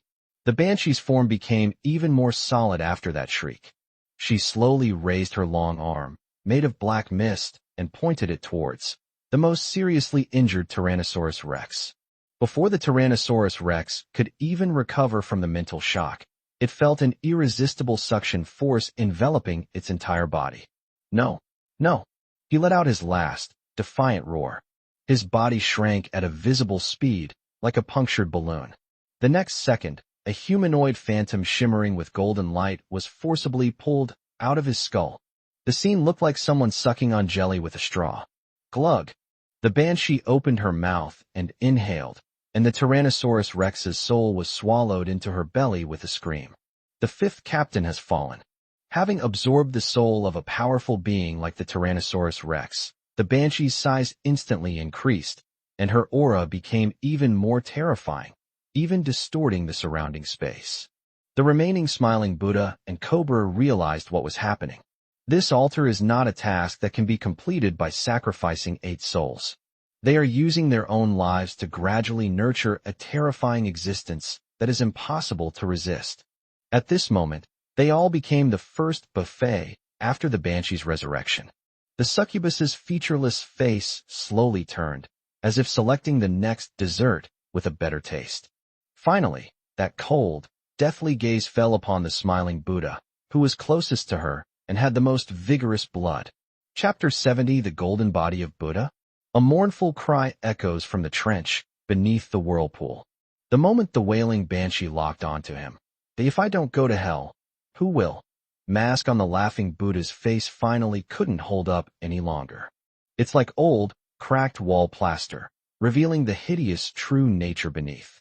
You wicked creature. This humble monk will deliver you from the cycle of rebirth. With a loud shout, the smiling Buddha dropped his disguise. His muscles bulged instantly beneath his monk's robe, and his whole body swelled up as if it had been inflated. How could this be a kind and benevolent master? It's clearly a ferocious bear wearing a monk's robe. Buzz! A layer of golden light instantly covered his entire body, and he grew to 3 meters tall, transforming into an angry Vajra. S-rank talent. Arhut's golden body. That's the source of his confidence to act as a troublemaker in this chaotic situation. This old dang is something else. Jiang Yi watched the show quietly from a corner, internally making his own assessment. This smiling Buddha has clearly followed some kind of Buddhist Taoist enhancement path, with an astonishingly strong physique and energy resistance. No wonder he dared to be the first to jump out and cause trouble. The howling banshee was clearly enraged by the roar. The long, slender arm formed of black mist suddenly swung out. Call out. A jet-black energy whip tore through the air, accompanied by a chilling shriek, and lashed fiercely at the smiling Buddha. If that whip were to strike hard, even a steel plate would crack. The smiling Buddha neither dodged nor evaded, but crossed his arms in front of his chest to protect himself, taking the damage head-on. When? A dull thud echoed through the cave, making one's teeth ache. The rocks beneath the smiling Buddha's feet crumbled instantly, and he slid backward as if being pushed by a bulldozer, carving 2 deep furrows into the ground. But he held on. Only a faint white mark remained on its golden body. Ha! Is that all you've got? The laughing Buddha laughed wildly, his eyes filled with cruelty and tyranny. Are you tickling this humble monk? He was incredibly arrogant, but his heart was bleeding. That attack just now directly reduced his energy bar by 20%. Moreover, the banshee's attacks carried a disgusting mental corruption. If it weren't for the Arhut golden body having its own purification buff, just one whip would have reduced his SAN value to 0. We can't delay. Trying to fight a war of attrition against an epic boss with unlimited energy is just plain stupid. The smiling Buddha's eyes darted around, glancing out of the corner of his eye at the cobra that was retreating along the wall like a gecko, and at Jiang Ye's team who had been cowering in the corner watching the show. A whole host of wicked ideas suddenly surfaced. Cobra Benefactor, what are you still standing there for? Let's attack together. Kill it, and we'll split the reward. The smiling Buddha's voice boomed as he tried to win over his last ally. Hee, if you can handle it, master, I won't go up and cause trouble. The cobra grinned sinisterly, but retreated even faster, as if it wanted to embed itself into a crack in the wall. Divide equally? Divide equally, my ass. He could see clearly that the female demon's aura grew stronger with each attack. Rushing in now would be pointless except for becoming cannon fodder. Useless snack. The smiling Buddha cursed under his breath, knowing that he couldn't count on this old schemer. Since that's the case, his small, calculating eyes instantly locked onto Jiang Yi. Or rather, they had their sights set on the 10 delicate-skinned girls behind Jiang Yi, and the little dragon with electric glints from its mouth on Ying Yao's shoulder. This is a ready-made scapegoat and damage dealer. Friends of the Pangas ship, after watching the show for so long, isn't it time to lend a hand?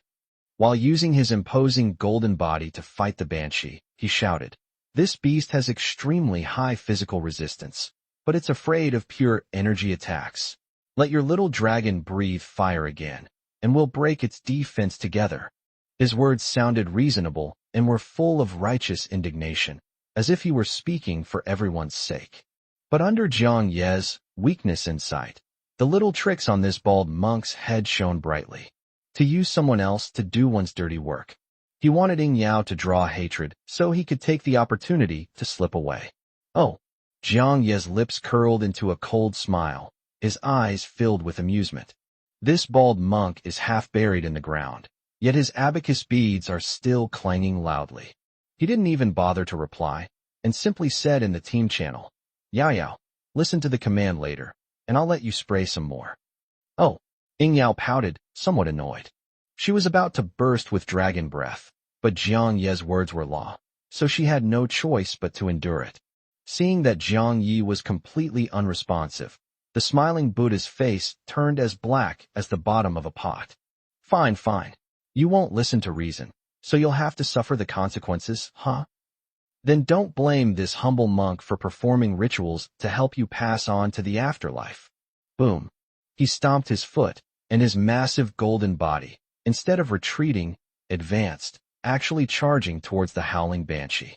But just before the collision, he twisted his body strangely, like a nimble fat man, and slid past the banshee's claws. The direction is straight to Jiang Yi, shifting the blame eastward. Since I won't go to hell, then I'll send you to hell. Holy crap, that old bastard is coming. Su Tao's face turned pale with fright, and her voice trembled. Zhou Ling reacted extremely quickly, and the tower shield slammed into the ground with a loud bang, like an iron fortress. Wen Sa's figure faded instantly, her hand gripping the dagger in reverse, exuding killing intent. Good timing. Jiang Yi stood still, without moving an inch. She even had the leisure to straighten her cuffs. Trying to drag me down with you? You think you're worthy? Yao Yao, get ready. Roar. Little dragon baby puffed up excitedly, his little chest bulging out as destructive thunder and fire energy was frantically compressed in his throat. However, at that moment, everyone in the room felt their hair stand on end. The wailing female demon, who had been flying around like a kite by the smiling Buddha, suddenly stopped. Her body, composed of black mist, was like a balloon that had been blown up, expanding and twisting violently. A mental storm, 10 times more terrifying than before, slowly took shape. Wah! This shriek was no longer just a sound. Instead, a visible black shockwave swept across the entire area like a nuclear explosion. Banshee's skill, echo of despair. Puff! The smiling Buddha, who was charging forward with great enthusiasm, was the first to be hit. His 3-meter-tall Arhut statue was as if it had been hit head-on by a fully loaded high-speed train. A flash of light, and the engine went out instantly. He was struck dumb, blood spurted from his 7 orifices, and his eyes glazed over. No. Talk of martial ethics. The smiling Buddha uttered a few words with difficulty, and his golden body exploded into countless points of light with a bang. He collapsed to the ground like a rag doll, twitched twice, and looked like he was about to die. On the other hand, the cobra, that developed stealthily, also didn't fare well. Even though it's far away, it's a full-screen area of effect attack. He clutched his head and rolled wildly on the ground, screaming like a pig being slaughtered. Clearly, his brain had been turned into a complete mess. This move completely wiped out the area. Chapter 71 Liberation? Full-screen instant kill. This was the final blow dealt to the epic-level boss, the Howling Banshee, before she ascended to legendary status. In an instant, the entire dark cave was completely cleared out. Whether it was the previously glittering and arrogant smiling Buddha, or the cobra lurking in the corner ready to snatch up any bargains, both were killed instantly by this indiscriminate mental storm, their brains splattered. They died without ever understanding how they had become experience points for the boss to level up. At this point, of the 8 captain factions that had entered the vortex, only Jiang Ye's forces had been completely wiped out. The entire cave was eerily silent, save for the ever-solidifying body of the wailing banshee and the thick, nauseating resentment emanating from her. Gurgle. Su Tao hid behind Zhou Ling, nervously swallowed, and gripped Zhou Ling's combat uniform tightly with her small hands. In that instant, if she hadn't reacted quickly and added another layer of bubble protection on top of Zhou Ling's tower shield defense, their mental defenses would probably have been broken on the spot. Even so, several girls turned pale, as if most of their mental energy had been drained, and they felt nauseous in waves. Don't panic. Jiang Ye's calm voice rang out in the team channel, like a shot of adrenaline. Su Tao, continue to blow 2 more bubbles for defense. Wen Sa, watch out for what's behind us, in case that thing teleports. The instructions were clearly issued, instantly calming the girls' somewhat flustered hearts. Jiang Ye's expression was equally unpleasant.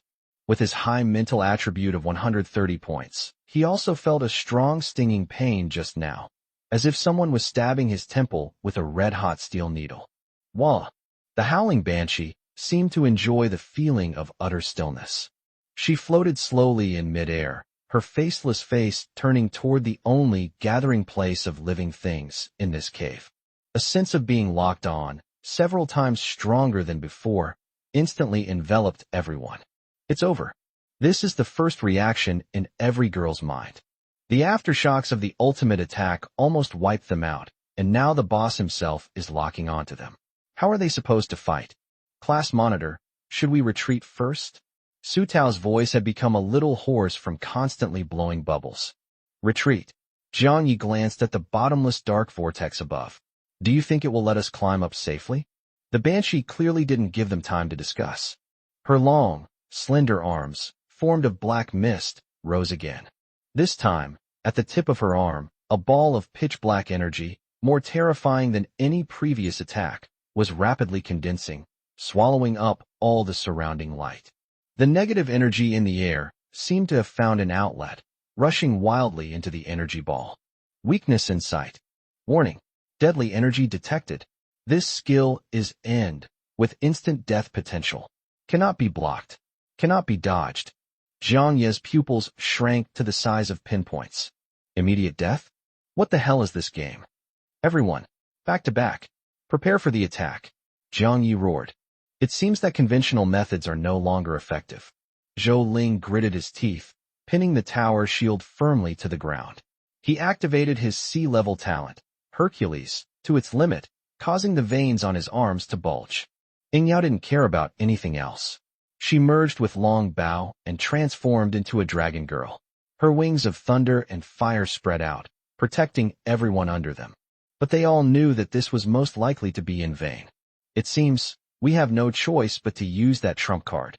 A resolute glint flashed in Jiang Ye's eyes as he instantly pulled something out of his backpack. It was a fortune slip that radiated a soft, holy light. It was the pseudo-mythical consumable item that Ruan had previously obtained using a special state. Divine sign. Goddess's sigh. Divine oracle. The sigh of the goddess. Quality. Pseudo-mythical grade. Consumable. Effect. Creates a 10-meter radius, 30-minute long, absolutely safe zone centered on the user.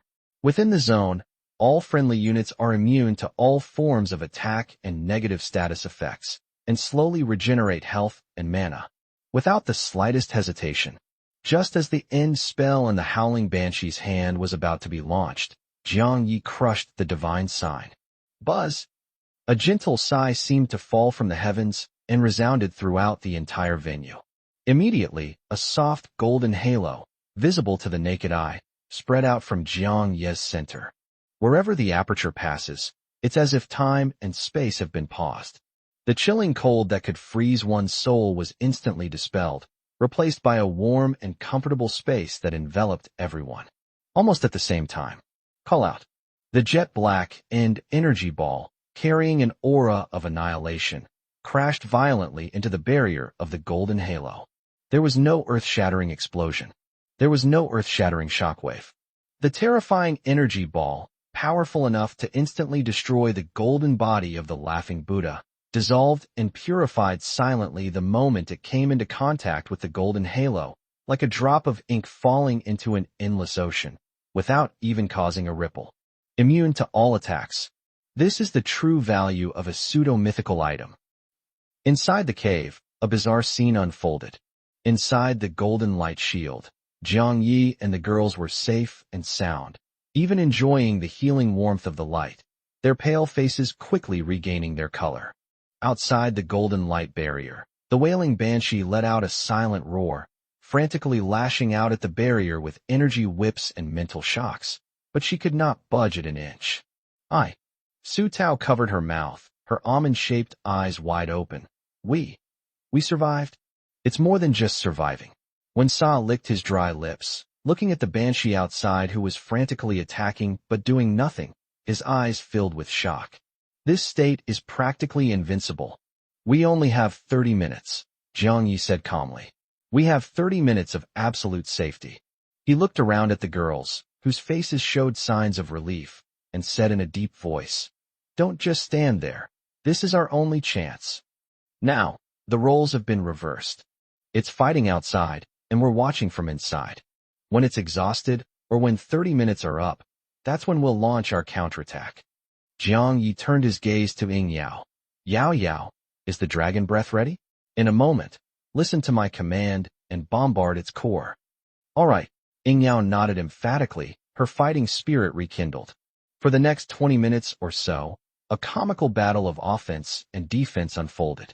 The wailing banshee was frantically scraping her skin outside. Jiang Yi and his team used potions to replenish their mana and held a tactical meeting. Its attack pattern is very simple: mental shock and energy lash. Its ultimate move is that instant death light orb just now. Lin Jixia's voice came through the communicator. She was frantically analyzing the information she received from Jiang Yi on the ship. According to my calculations, it will have a 5-minute period of weakness after each time it unleashes its ultimate move, during which the energy fluctuations in its core will be minimized. Jiang Yi, once the barrier disappears, don't rush in immediately.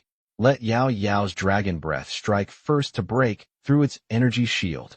Zhou Ling, hold the line head-on. When Sa, find an opportunity to strike its core. Su Tao, be in charge of disrupting it.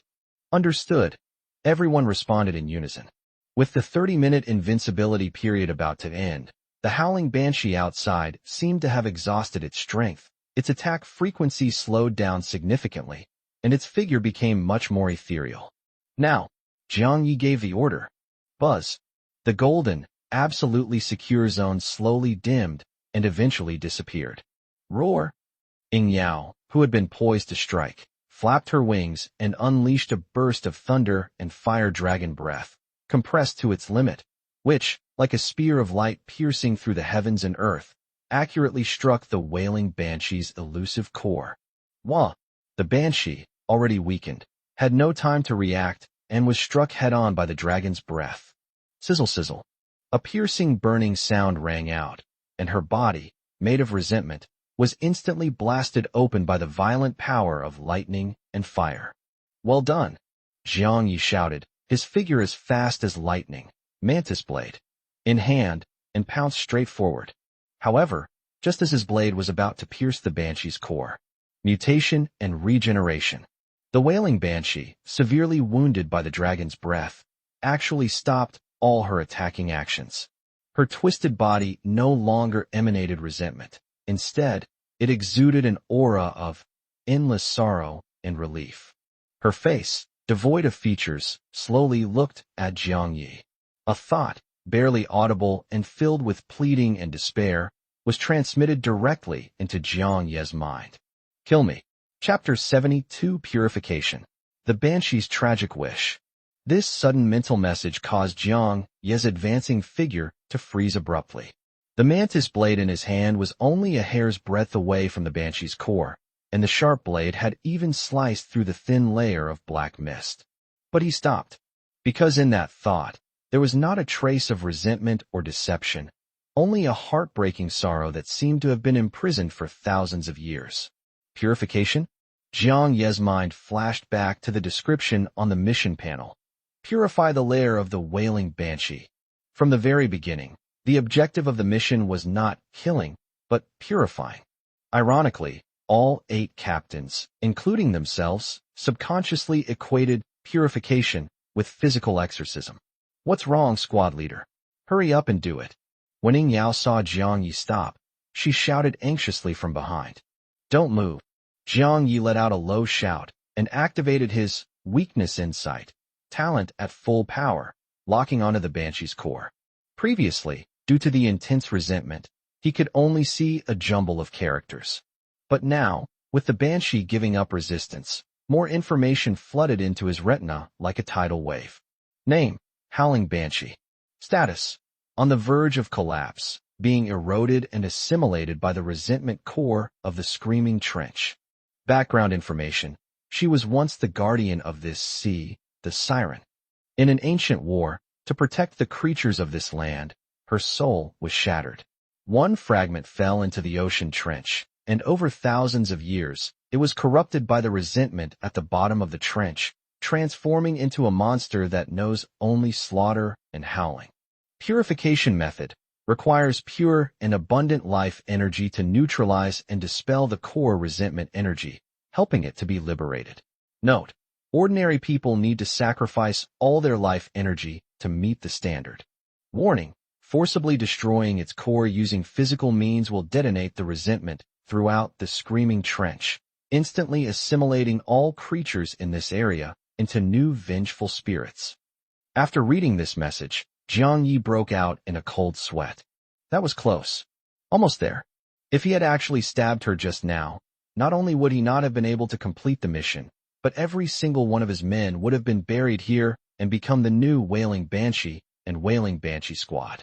This mission was a huge trap from start to finish. It doesn't test brute force, but rather insight. A pure and boundless source of life. Jiang Yi murmured to himself, his eyes turning strange. He knows this stuff very well. When I awakened Flora, the goddess of flowers, the system prompted me that what I needed was the yang life essence contained in her overlord body. Unexpectedly, it came in handy here again. But damn it. Everyone, retreat and establish a defensive perimeter. Jiang Yi calmly issued the order. Squad leader, what are you going to do? Zhou asked, puzzled. Give this lady a spa treatment. Jiang Yi said half-jokingly, then took a deep breath and put away the mantis blade. He walked slowly to the banshee who had given up all resistance and was now wailing like a candle in the wind. He stretched out his right hand, his palm aimed at the flickering core of resentment. Buzz! The immense energy brought by the overlord body is being fully unleashed. A vibrant energy, completely out of place in this desolate trench, burst forth from his body like a small sun. Immediately afterwards, Sea God's entanglement was activated. Jiang Yi did not summon the giant hand of seawater, but instead used this legendary power as an energy conduit. He used the exquisite manipulation of Sea God's entanglement to condense his vast life essence into an extremely fine, yet pure golden energy thread, which he carefully probed into the core of the banshee. Wah! The moment the golden energy was injected, the banshee let out a shriek more piercing than ever before. But this time, the howl was filled with pain, not resentment. Her body, formed from black mist, writhed violently, and countless twisted, painful faces emerged and struggled within the mist, as if billions of dead souls were fighting against Jiang Ye's life essence. Jiang Ye's eyes widened, and veins bulged on his forehead.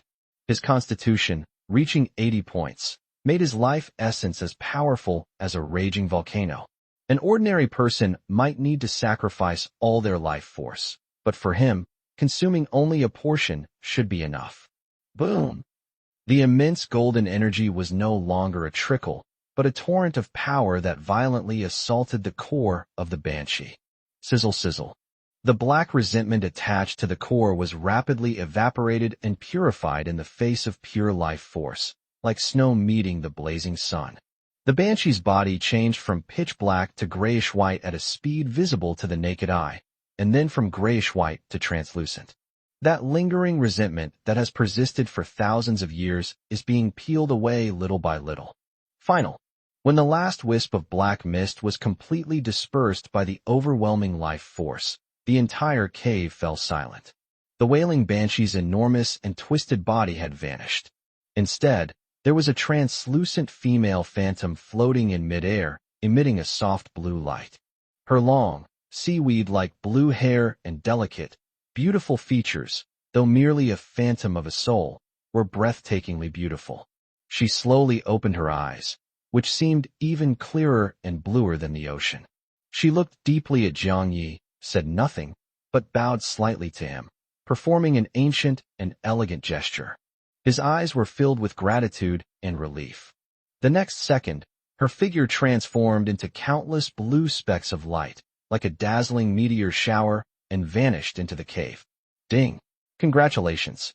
You have successfully completed the epic quest. Purify the lair of the wailing banshee. Mission rating, perfect. Congratulations! You have received the following rewards. Rare Material Exchange Card *1, Mission Points *1000, Epic Treasure Chest *1. Congratulations! You have received an additional reward for completing the mission with a perfect rating, Siren's Tears *1. Rare Material Exchange Card. Quality, Epic. Effect. With this card, you can exchange 10,000 units of rare materials at the exchange shop on the Poseidon Quest ranking.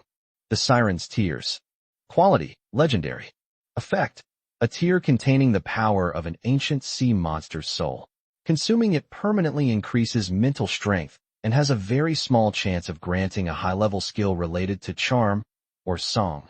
Jiang Yi breathed a sigh of relief upon seeing the system notification. That full force output of his life essence just now almost drained most of his strength. Fortunately, the mission was finally completed.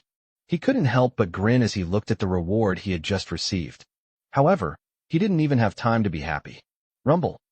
The entire cavern, and indeed the entire nearby screaming trench, began to shake violently.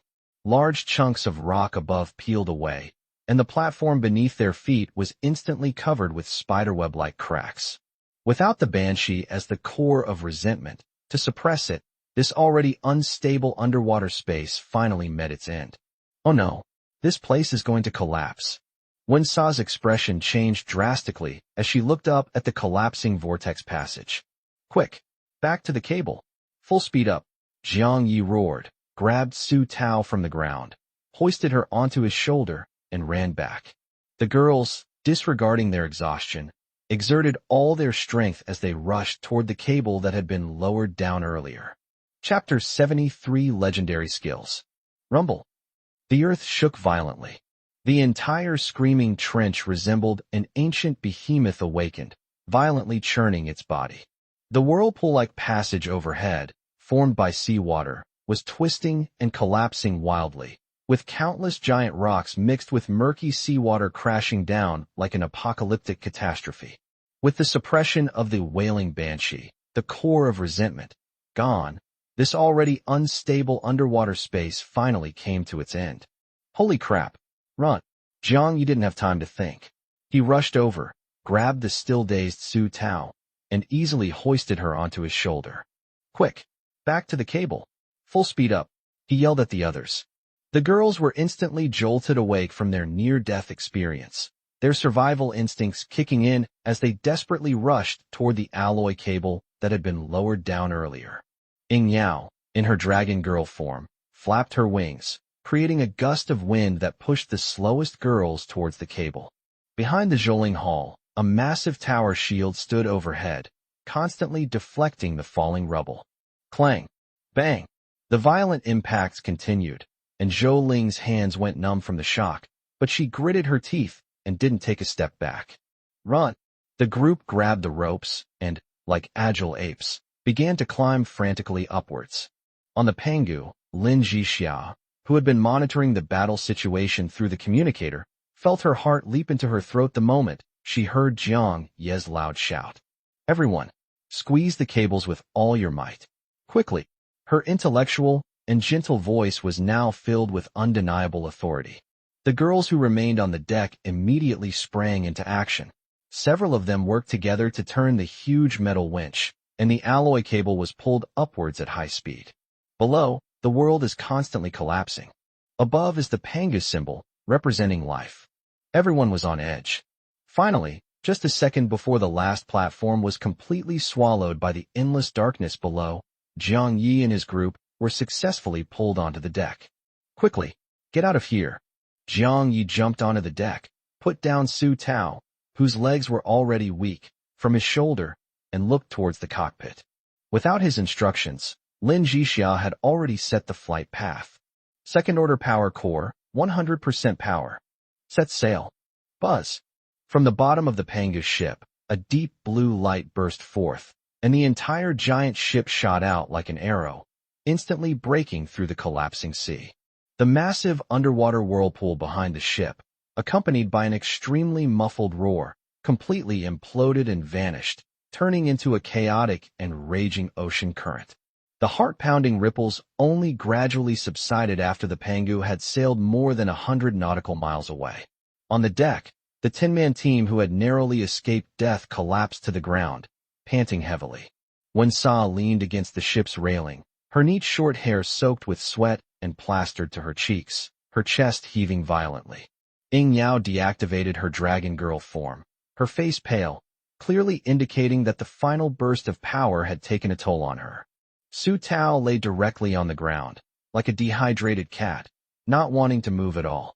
Jiang Yi looked around and, after confirming that no one was injured, finally relaxed. He walked to Zhou Ling's side, looked at her slightly trembling right hand and the bloody scratches from the gravel, and frowned slightly. Are you all right? Hee, class monitor, it's just a minor injury. Zhou Ling grinned when she saw him coming over, trying to appear energetic, but her pale face betrayed her. Jiang Yi didn't say anything. He took out an unlimited supply of mineral water and a roll of bandage from his backpack, squatted down, and personally cleaned her wound before carefully bandaging it.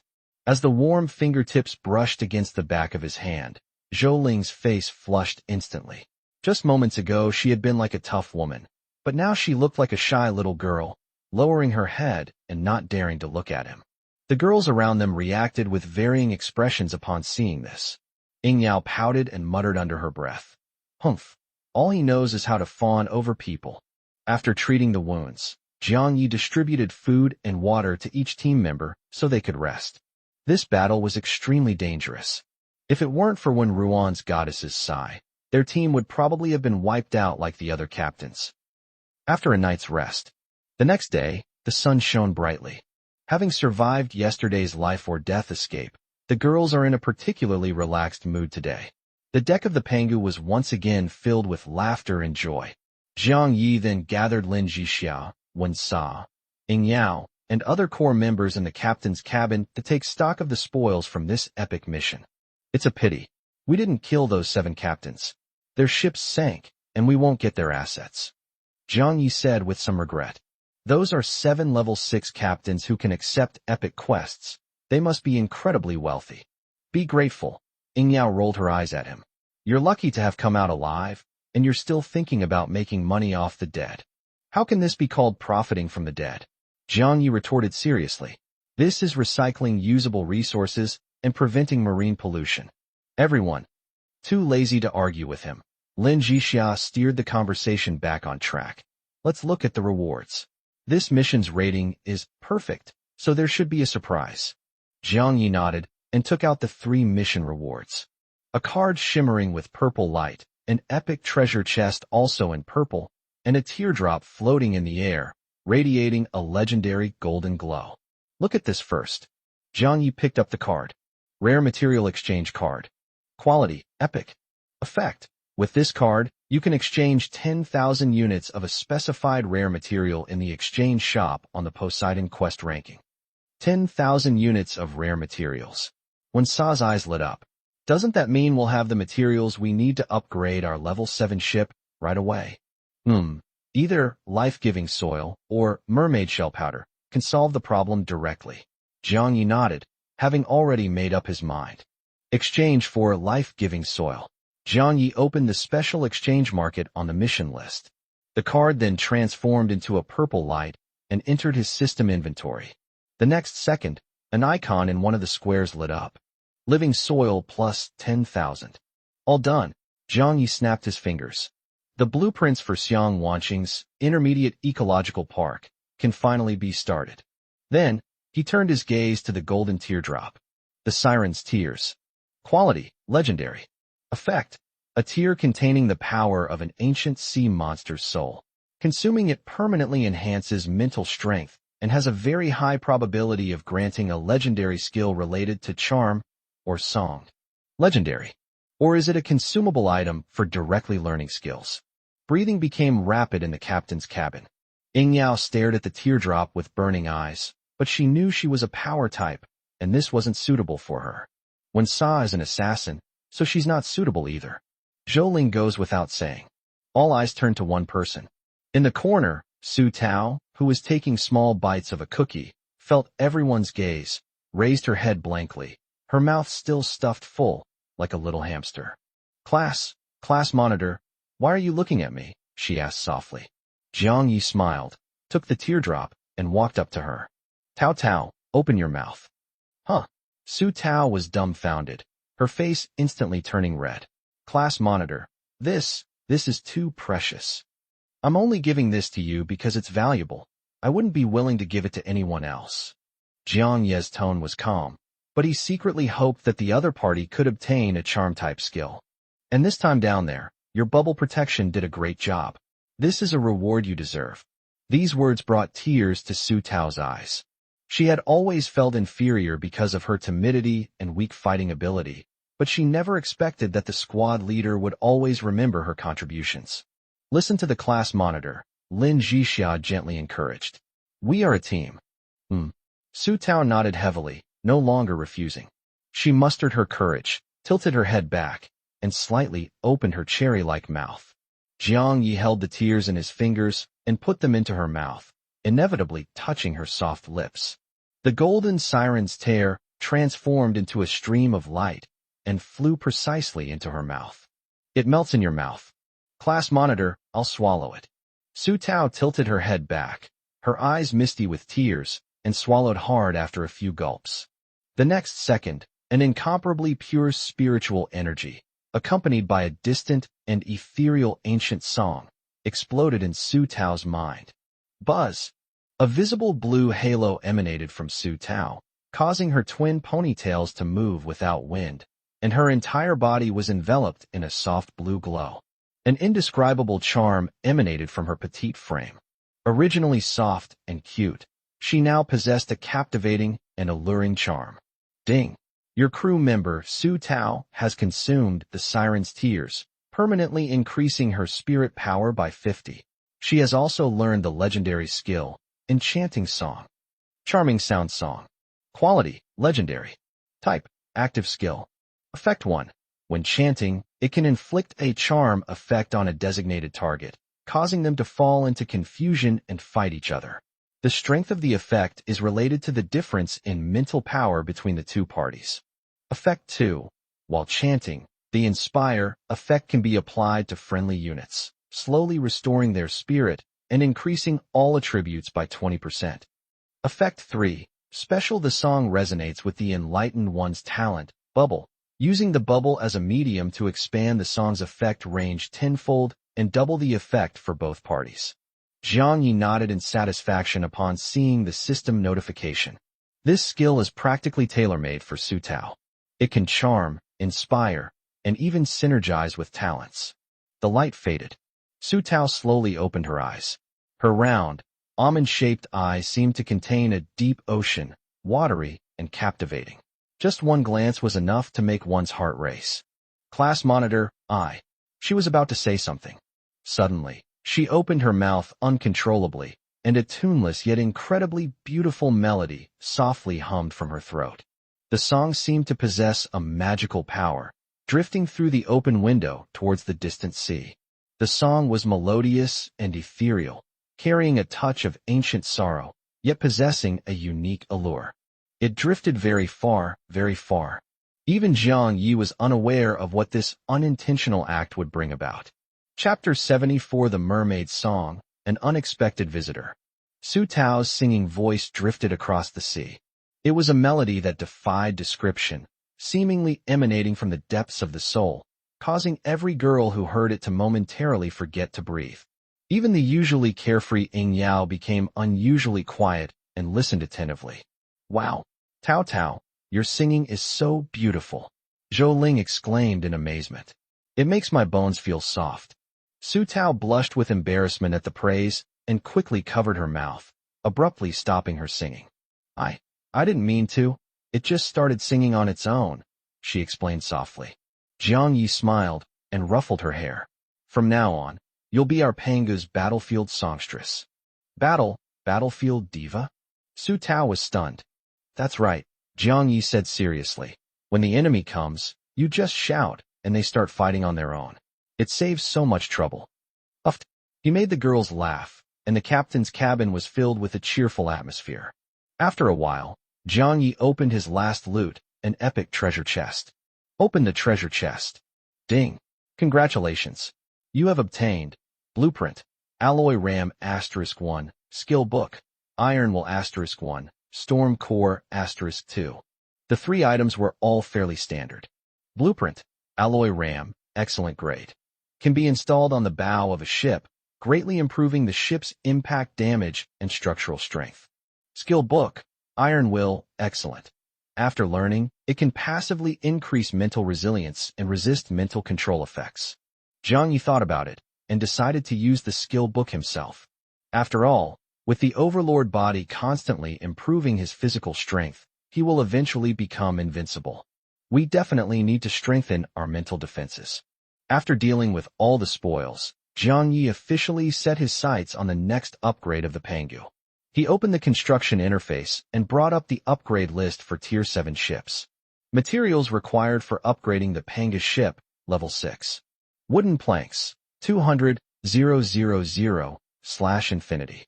Iron block, 80,000/infinity. Storm core, 10/infinity. Living soil, 10,000/10,000. Mermaid shell powder, 0/10,000. Refined petroleum, 0/